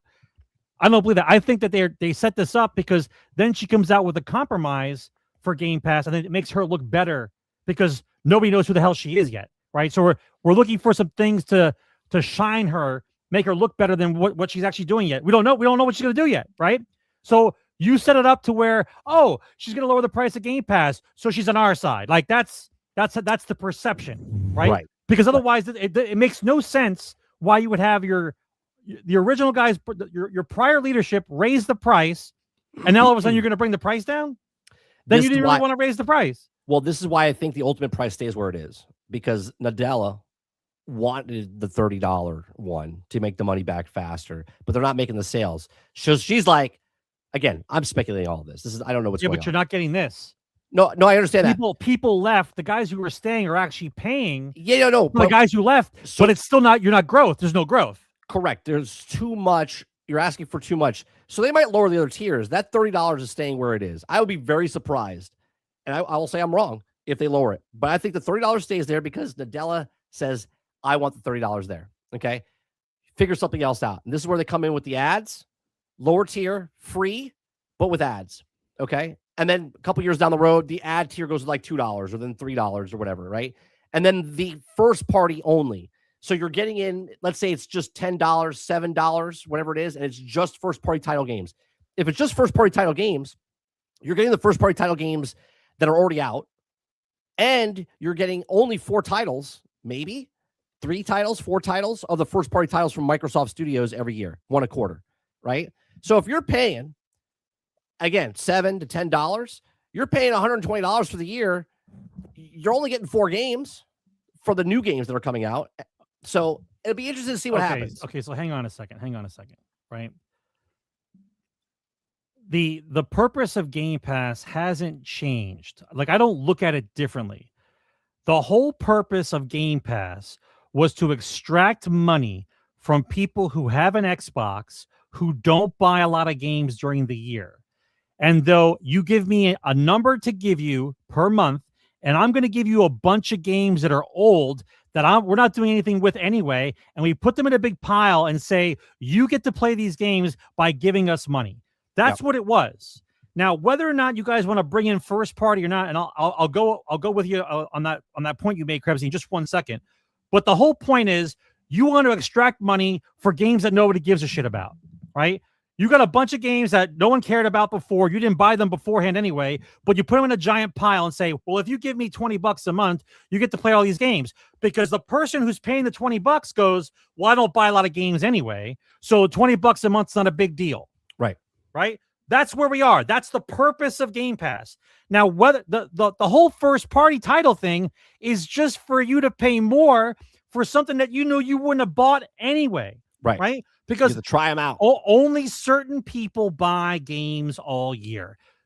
If we follow all the facts and we say that a normal person, quote unquote normal, whatever you want to believe, normal, 2 to 4 games a year.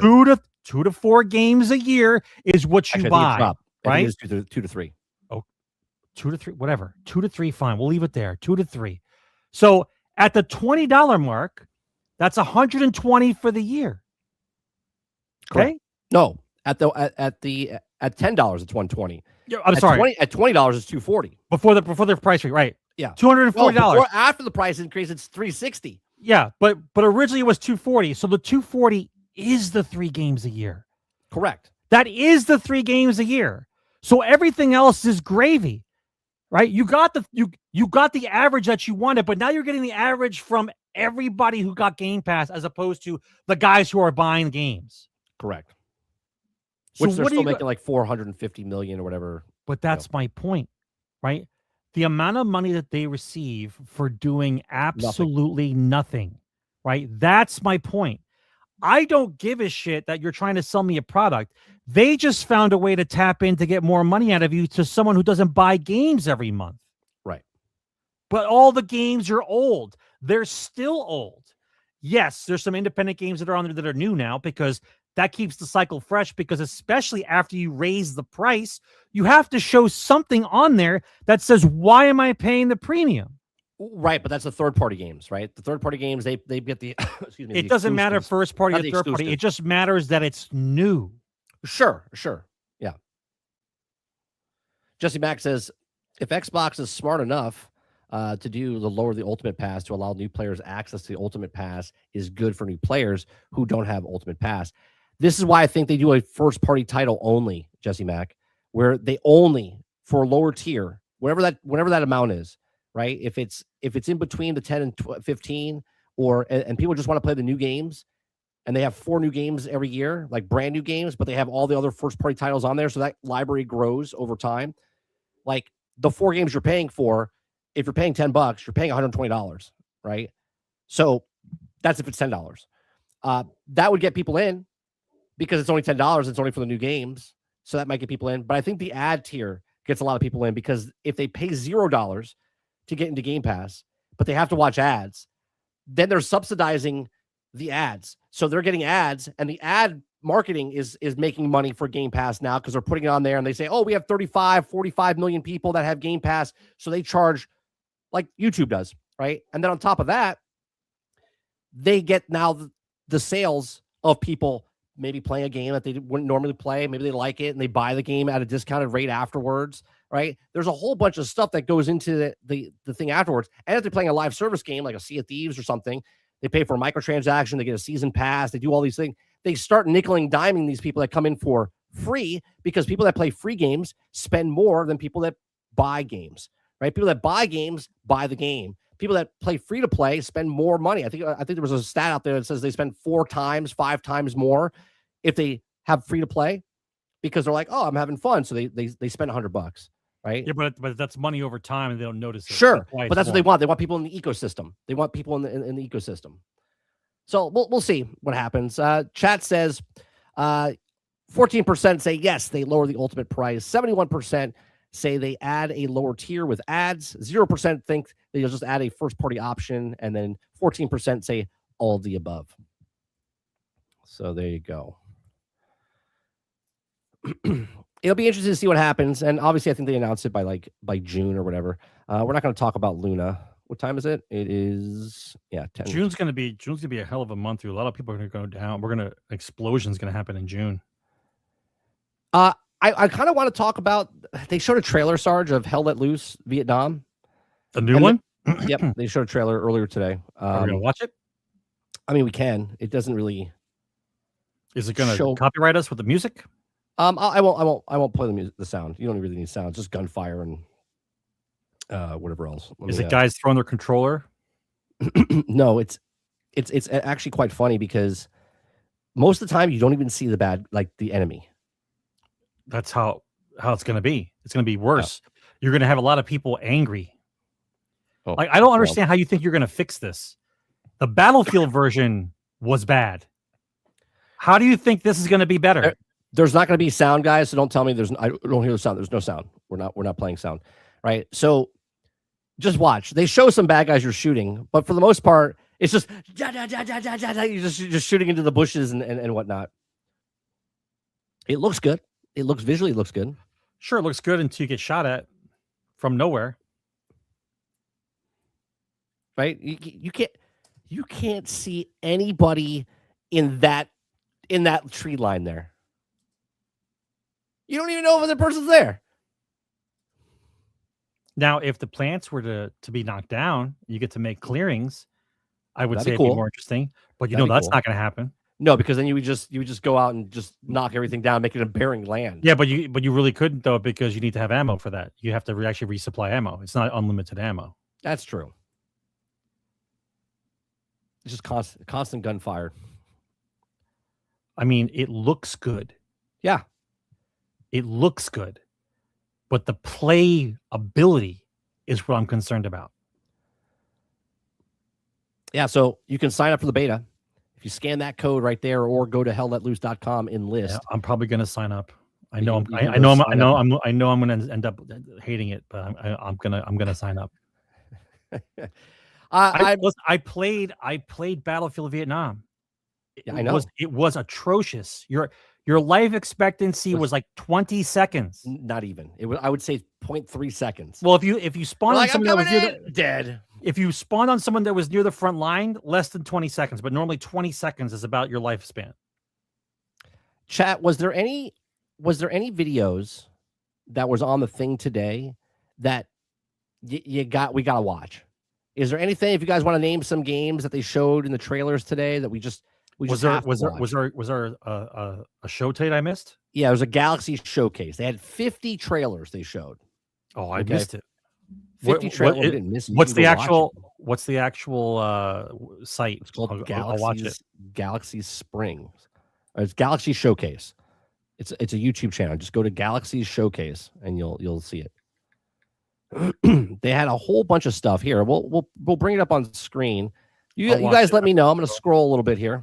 Let me 2 hours and 40 minutes. How many fucking trailers did they show? I told you 50 trailers, man. 50 trailers.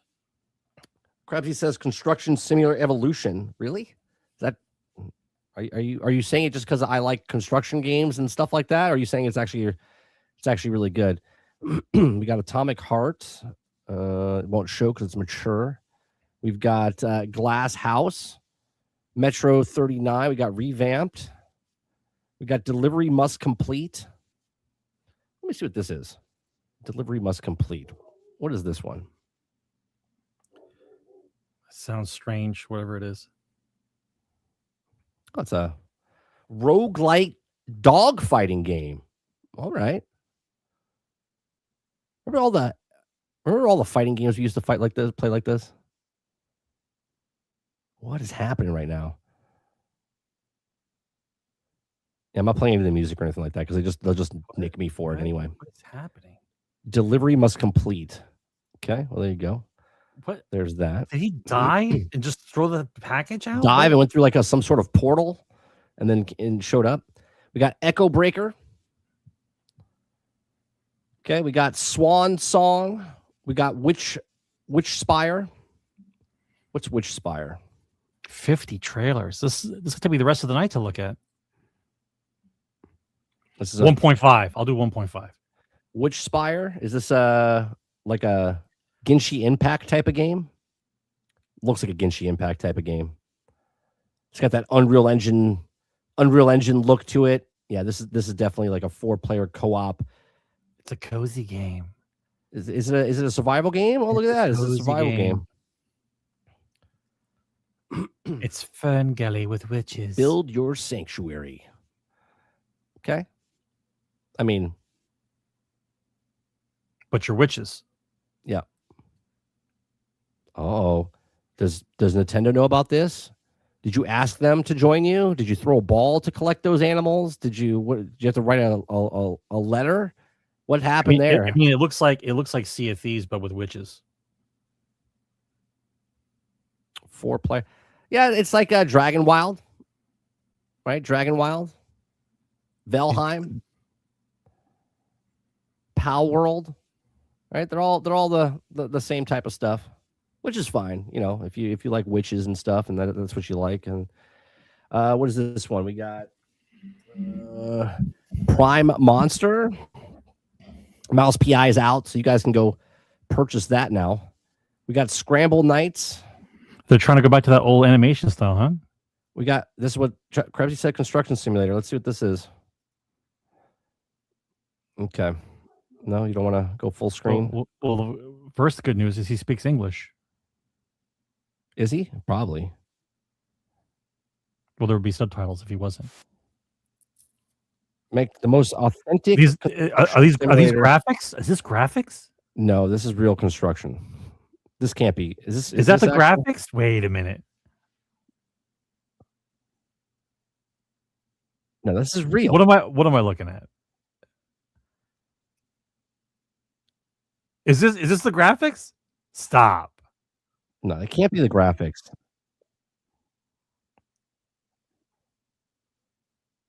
They're not even showing gameplay? Wait a minute. I'm just watching some guys work on a work site. What are we talking about? How? What? Okay, this is the Okay. graphics now. All right. Okay. All right. It's like, what are we watching? The graphics look good there.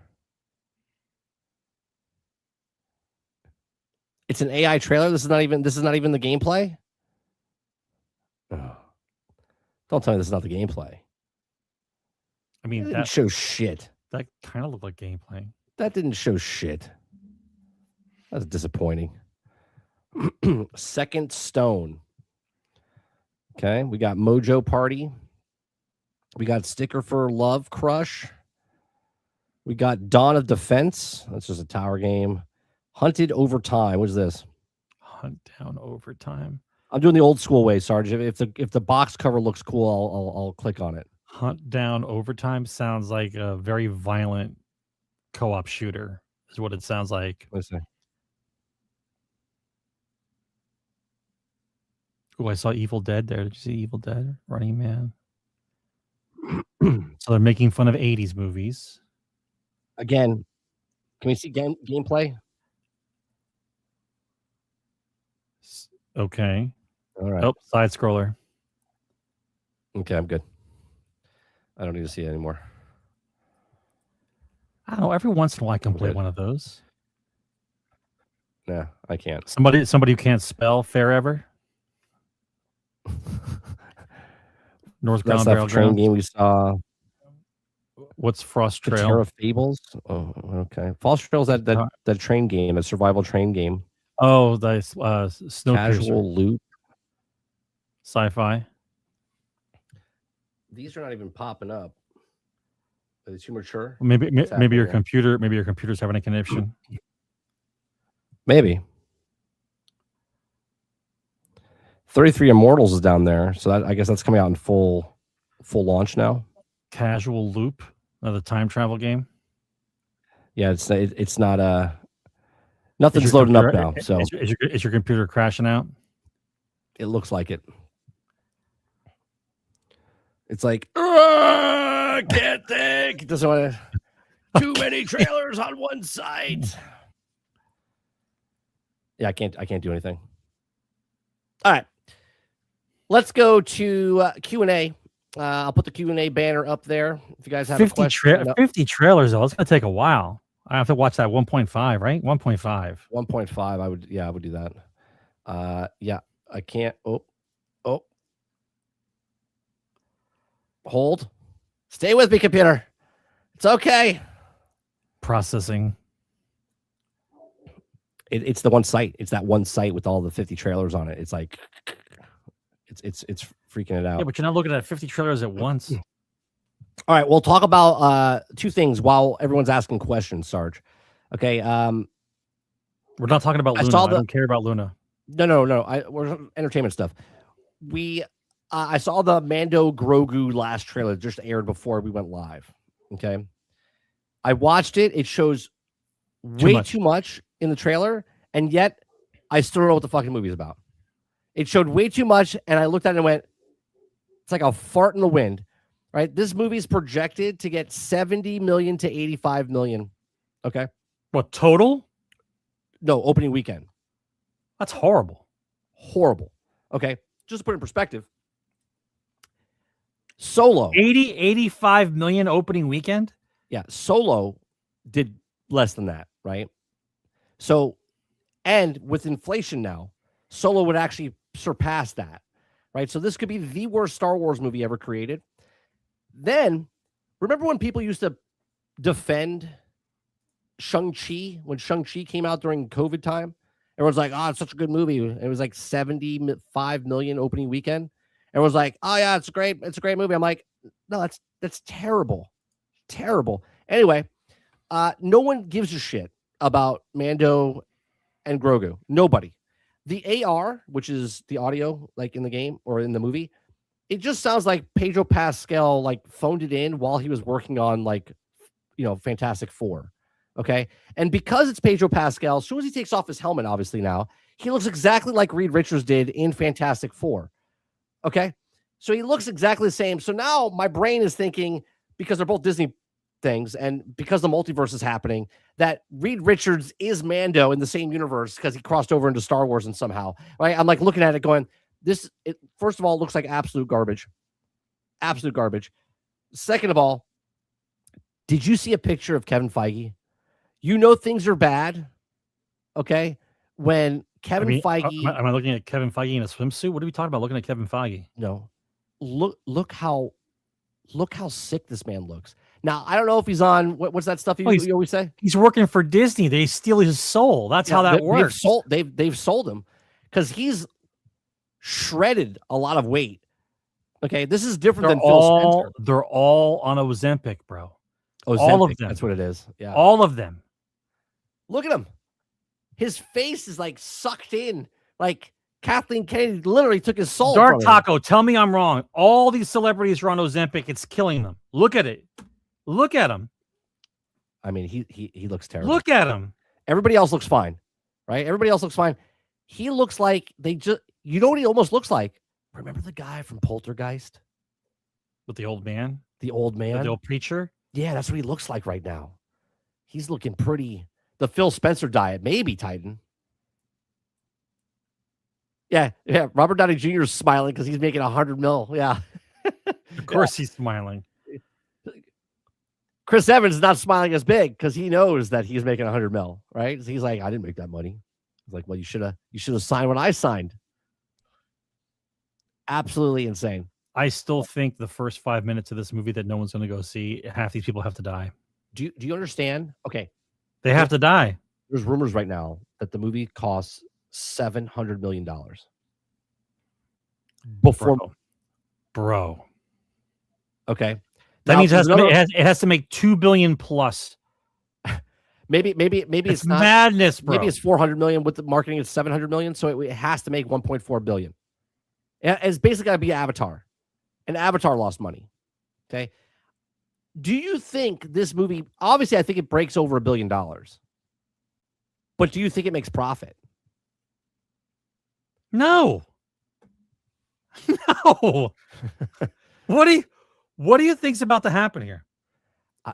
I think that Kevin Feige, Robert Downey is laughing, collecting money is what's happening. Yeah. That movie is not going to make its money back. I don't know what they're going to do. Like you said, they're going to have to. They're going to have half the characters have to die in the first 5 minutes. Welcome to Doomsday, dead. Like half the cast is dead in the first 5 minutes. Some of these people probably only have one line before they die, or none. You can't have this many guys in a movie and do anything with them. It's impossible. What's the runtime of the movie? 2 hours and 40 minutes, I think. So it's a beginning and it's an epic. It's not official yet. It's not official yet. It's a beginning and it's an epic. Yeah, I guess. It's going to be very, very interesting to see how much this movie Krebsy, goes. do you have questions already typed into your computer, then just drop them into chat? What he probably the hell does. is going on, man? Yeah, he probably he probably does. There's no way you're typing that out. There's no way. There's no way you're typing that out. He's got a notepad off to the side. He's got them all copy paste. He's like, what I got this week on the show? He's got them all throughout the week. He has them ready to go. Holy copy shit. paste, Control V, Control C, Control V. Yeah. It's 100% what he's doing. All right, let's get to a couple of these. Dark Taco has the first question. Oh, wait, before I do that, Dark Taco, I'm sorry. I got to do this first.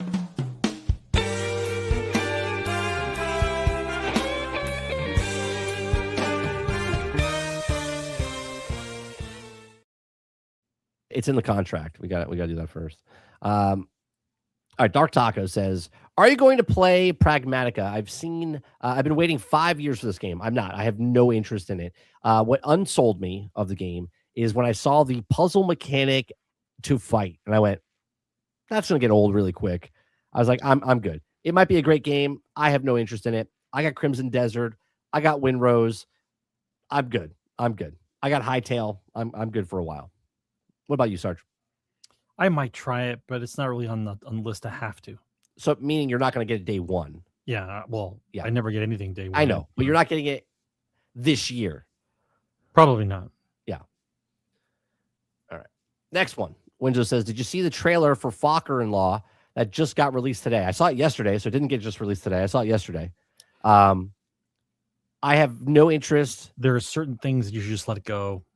That I have no interest in the Fokker. What is it? The third one now? Is this the fourth one? Which one is this? Was it? Wait, it was Meet the Fokkers. Meet the parents. too. Meet the parents, then Meet the Fokkers. Is it Meet the Parents? No. Yes, yes. The first one's Meet the Parents, and then it's Meet the Fokkers. It's two different ones. Meet the Parents, Meet the Fokkers, and then this is Fokker. Listen, Fokker-in-law. It's got Ariana Grande as the his son is gonna. So she's the daughter-in-law, like the future daughter-in-law. Yeah, and she's on Ozempic too, by the way. Oh yeah, 100%. Yeah, she's withering away. She looks like the Crypt Keeper. No, the other girl looks like the Crypt Keeper. Who? The girl that played in the Wizard of Oz with her, the black girl, the black woman. I don't know her name. Oh, with the nails? Yeah. She's the Crypt Keeper. She looks like the Crypt Keeper. All right, next one. Krabsy says, do we see Fable hit its autumn around September 20th, December 20th release date? GTA 6 is November 19th. GTA Online would be December. Call of Duty probably October, and it has performance issues. Should get pushed to 2027. They're gonna send Fable out to die. Yeah, let's just send it out there. They're gonna send out Fable. Here's what's gonna end up happening.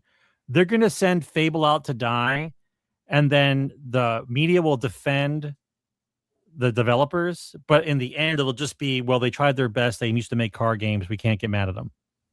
That's how it's gonna end. They tried their best. They were under the gun. They make car games. Grand Theft Auto 5. Have a nice day. Like, I don't understand. Everybody with a lick of sense won't be anywhere near GTA, and they think that Fable's cool. Just release it near GTA. We're going to be good. Like, no, you're not going to be good. Yeah, they're going to let it ride. They just send it out. Send it out to die. They're like, yep, Game Pass will save us all, and then they'll put it out there. Will GTA have a physical copy at launch? I wish. On one hand, they may not want some GameStop employees to steal a copy and leak it early. On the other hand, they want everyone possible to get it.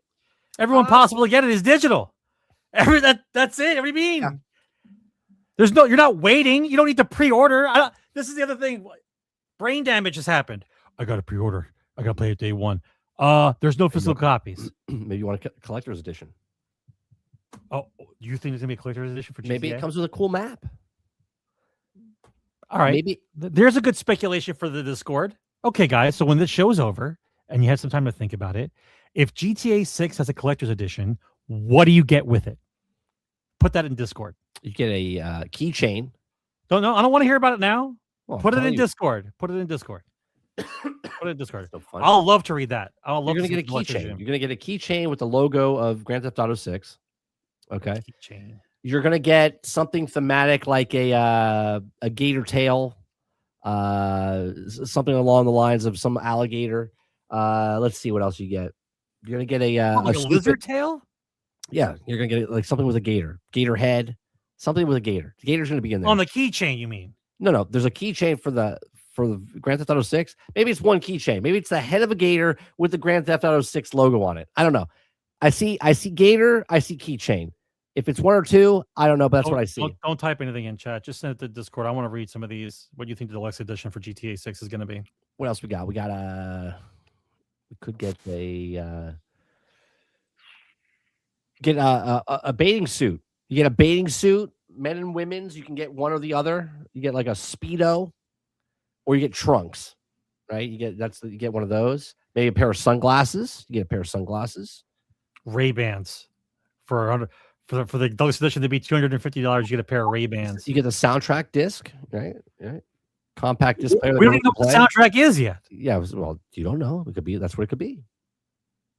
2 protagonist statues. No. That's too worth too much. They want generic stuff. You're getting like, a thimble or some shit. GameStop employee to steal a copy and leak it early. 100%. It's going to happen. All right. Next question we got.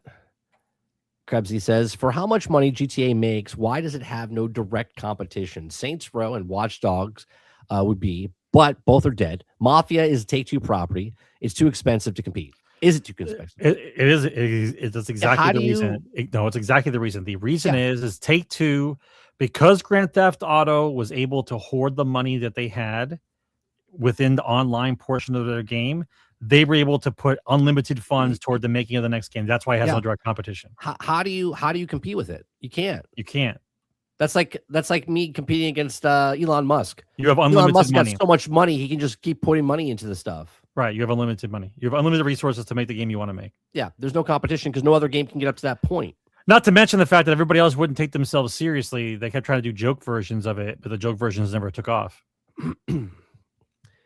Krebsy says, did Sarge see that in week 1, Starfield PlayStation 5 numbers are in? 140,000 people. Okay, first of all, I want to make this known as 100% fact. Bethesda does not give a shit about their game at all. How do you release a game 3 years old on a different platform and still release it broke? Explain it to me. Explain it to me why you can allow a game to release on a new platform broke after 3 years. They don't give a shit, right? They don't give a shit. Whoever thinks that Elder Scrolls 6 is coming out as the next standard for RPGs is dreaming, right? The Bethesda that you knew is gone. We have the remnants of whatever this catastrophe is. Other studios are there to eat their lunch. It's over. It's over. You didn't even take the time to make sure that the game released proper on another system. You don't care. You don't care. His other question is, do you think Bethesda under Microsoft would collapse to a lower lows if Todd Howard retired? Yes. Yeah, because I think Todd Howard is the only one keeping it afloat. Otherwise, you just get a BioWare, right? It's like another BioWare. It's another DICE. It's just the husk of a thing. Todd still being there still has he's got a bunch of yes men as said from before. That's all they have, right?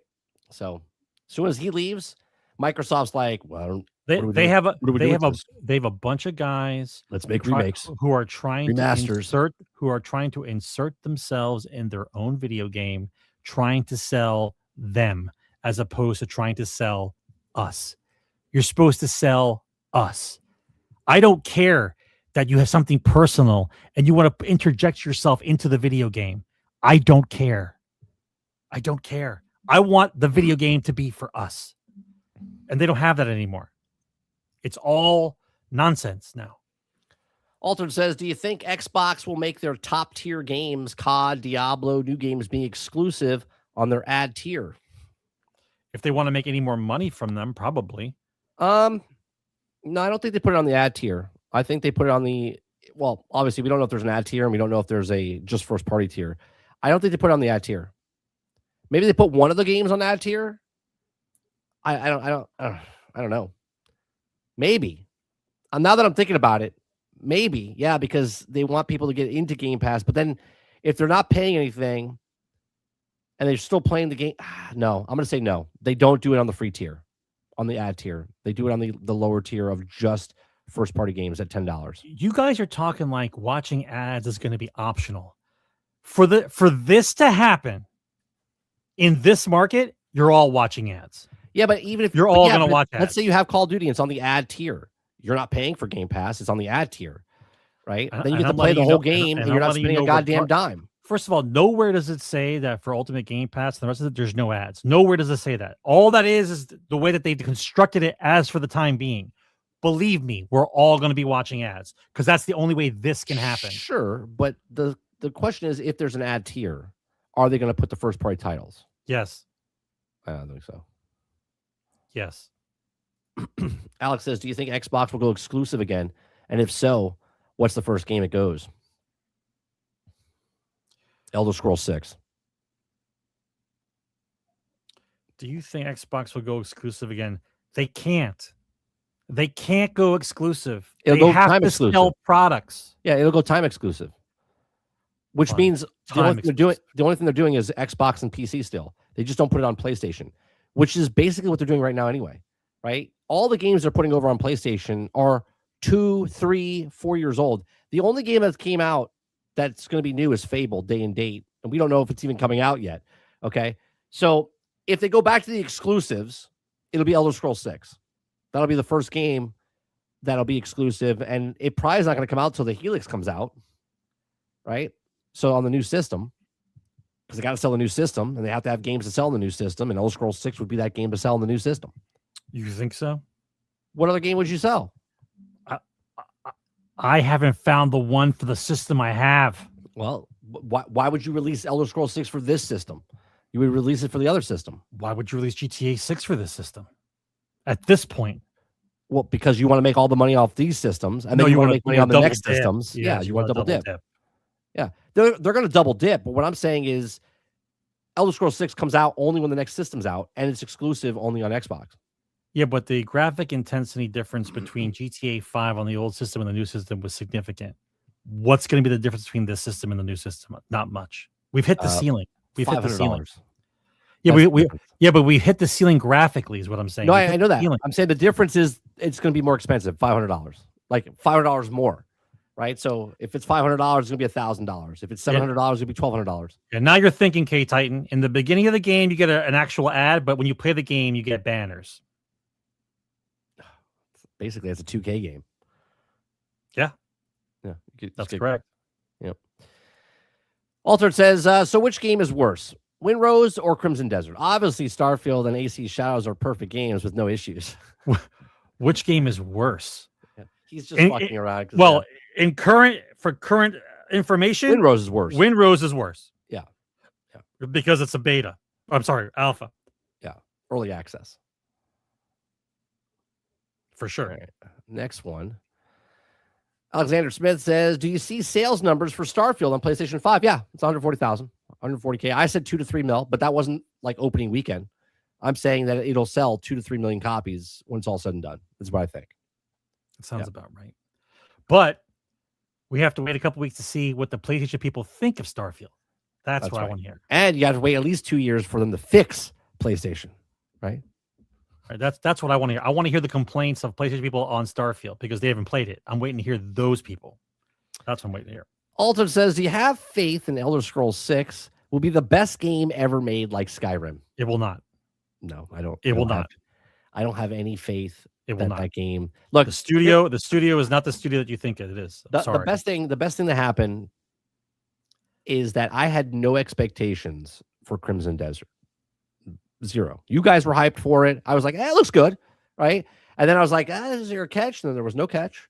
Then I started playing it. I got hooked. I was like, holy Christ, this is the way to make an open world game. I don't know if another person makes an open world game like they've made. I don't even think someone could do it on purpose. I don't think they did it on purpose. I think they had a whole bunch of mishmash stuff and it just happens to work, right? I'm just like, this is amazing. I don't think Elder Scrolls 6, I don't know. I'm also not looking to try to beat whatever it is now. If you happen to come out with something that's as good, fantastic. If you think the natural progression from 76 to Starfield, and you think that they're gonna go in a different direction for Elder Scrolls 6 instead of the direction they're heading, you're mistaken. That's the direction they want. That's what they're looking at. Look at the writing, look at the graphics, look at the issues, look at all the things added up between the two titles. Not happening. Trust me. Not happening. They would have to fire their entire staff and rehire all new people. I don't care if it's pre-production or whatever you think it is. Right? We won't see Elder Scrolls 6 for 5 years from now. Never mind what the next Fallout game would be. I'll be retired. Yeah. Right. So you think 12 years in between titles is normal? You guys believe that? 12 years between titles is a completely normal thing now because they just can't get their shit together. The answer is no. I mean, I'm okay. Also, the answer is no. I'm okay if they don't ever make a sequel. You know what I mean? Like how far? I'm not asking them to make a game, make a sequel. No, I'm asking them to make a fucking game. It's been okay. 12 years. Make a game. Something. I thought you meant like a sequel. I actually don't need sequels. Like I'm okay if the sequels stop and the remasters of the sequel stop, and then you get, like we have Battlefront 1 and 2, and then we have Battlefront 1 and 2. Like right, you couldn't make something else. You couldn't make a different game. Yeah, name another game, just make it completely different. You rebooted the game. Yeah. Yep. Right, and then they came out with the classic edition of Battlefields 1 and 2. I don't know. I feel like you don't need to do that, but whatever. I feel like that you should be able to pump out a game before a decade's up. That's what I feel. Yeah, it's and crazy. And if you're not, it's your entire process of making a game is broken if it's taking you 10 years to release a game. I mean, Starfield is broken, buggy right now for PlayStation. It crashes every 5 seconds. Well, if you think about their actual thought process for hardware, if a system is only supposed to last between 5 and 8 years, that means in the process of you making the next game, you might not get it out for the actual system you're actually on. Does that make sense to you? How do you plan to release a game for a system that won't even be there because you guys can't get the game fucking out? How does that work? Yeah. How does that work? How do you plan for that? We're thinking about making a game, but we don't know if we should start now, because if we start now, it can't be for the system that we're actually in. We have to wait for the next system and find out what's going on for there first. Like, what are we talking about? What are we talking about? I mean, that's what they have to do. I just want a game to be fun. Then you have to make it for the lowest common denominator. Never mind the new system. Right. Then I have to make it for the in order for me to sell copies, I have to make it for the lowest common denominator, which is the Xbox Series S. Mental. And it's funny because a lot of the games that are coming out for the S and X are also still coming out for the One. The One right now should be a paperweight. Mine is. Mine's a paperweight right there, just sitting on the shelf. But this is stuck in 2014. I mean, I would say they're stuck in. When did Fallout? Is that when Fallout 3 came out or Fallout 4 came out? 2017. I was gonna say like 17. I think it was 17, if I'm not mistaken. Let me see if my brain still works. Yeah, Starfield is unplayable for a lot of people on the PlayStation. It's broke. It's awful. It's fucking broke. Right, and it's funny because it is number 5 on the PlayStation charts. No, it was November 10th, 2015. Yeah, so there you go. That's the last time. Yeah, they're stuck. My brain is broken. All right, well, that's about right. Let's see. Waterbear says, I'm not giving credit for anything except releasing a broken, buggy game again. It makes no sense, dude. You released it broke. You could have fixed everything. You want most people to buy it, and you released it broke. What does that say? Yep. You don't care. You don't fucking care. Yeah, they already made enough money off of it, and they're just like, yeah, just throw it out there. That's it. Just release it. Yep. It'll be there. People will keep buying it year after year after year, whatever. It'll get better. This is the worst it'll be. It'll get better 2 years from now. Stop buying broken, buggy games. But hey, the Elder Scrolls will be amazing, right? No. Hopefully. No. I mean, I want it to be. But look, I like Starfield. Here's what you guys are going to do. You're going to see a trailer. You're going to wet the bed. And then when you actually sit down and play it, all you're going to be thinking about is Crimson Desert. And you're going to be looking at Fun with Dick and Jane. And it's not going to work. It's not going to work. I mean, if I'm still playing Crimson Desert when Elder Scrolls 6 comes out, we have major problems. If you think you think Elder Scrolls to be better than Starfield, it's the same people, my friend. It's the same people. It might be less people, because by the time that comes out, the people that are still there that are left are going to be gone. It's the same people. Todd's going to retire in the next 4 years. I don't think Todd's going to be able to see the release date of Elder Scrolls 6.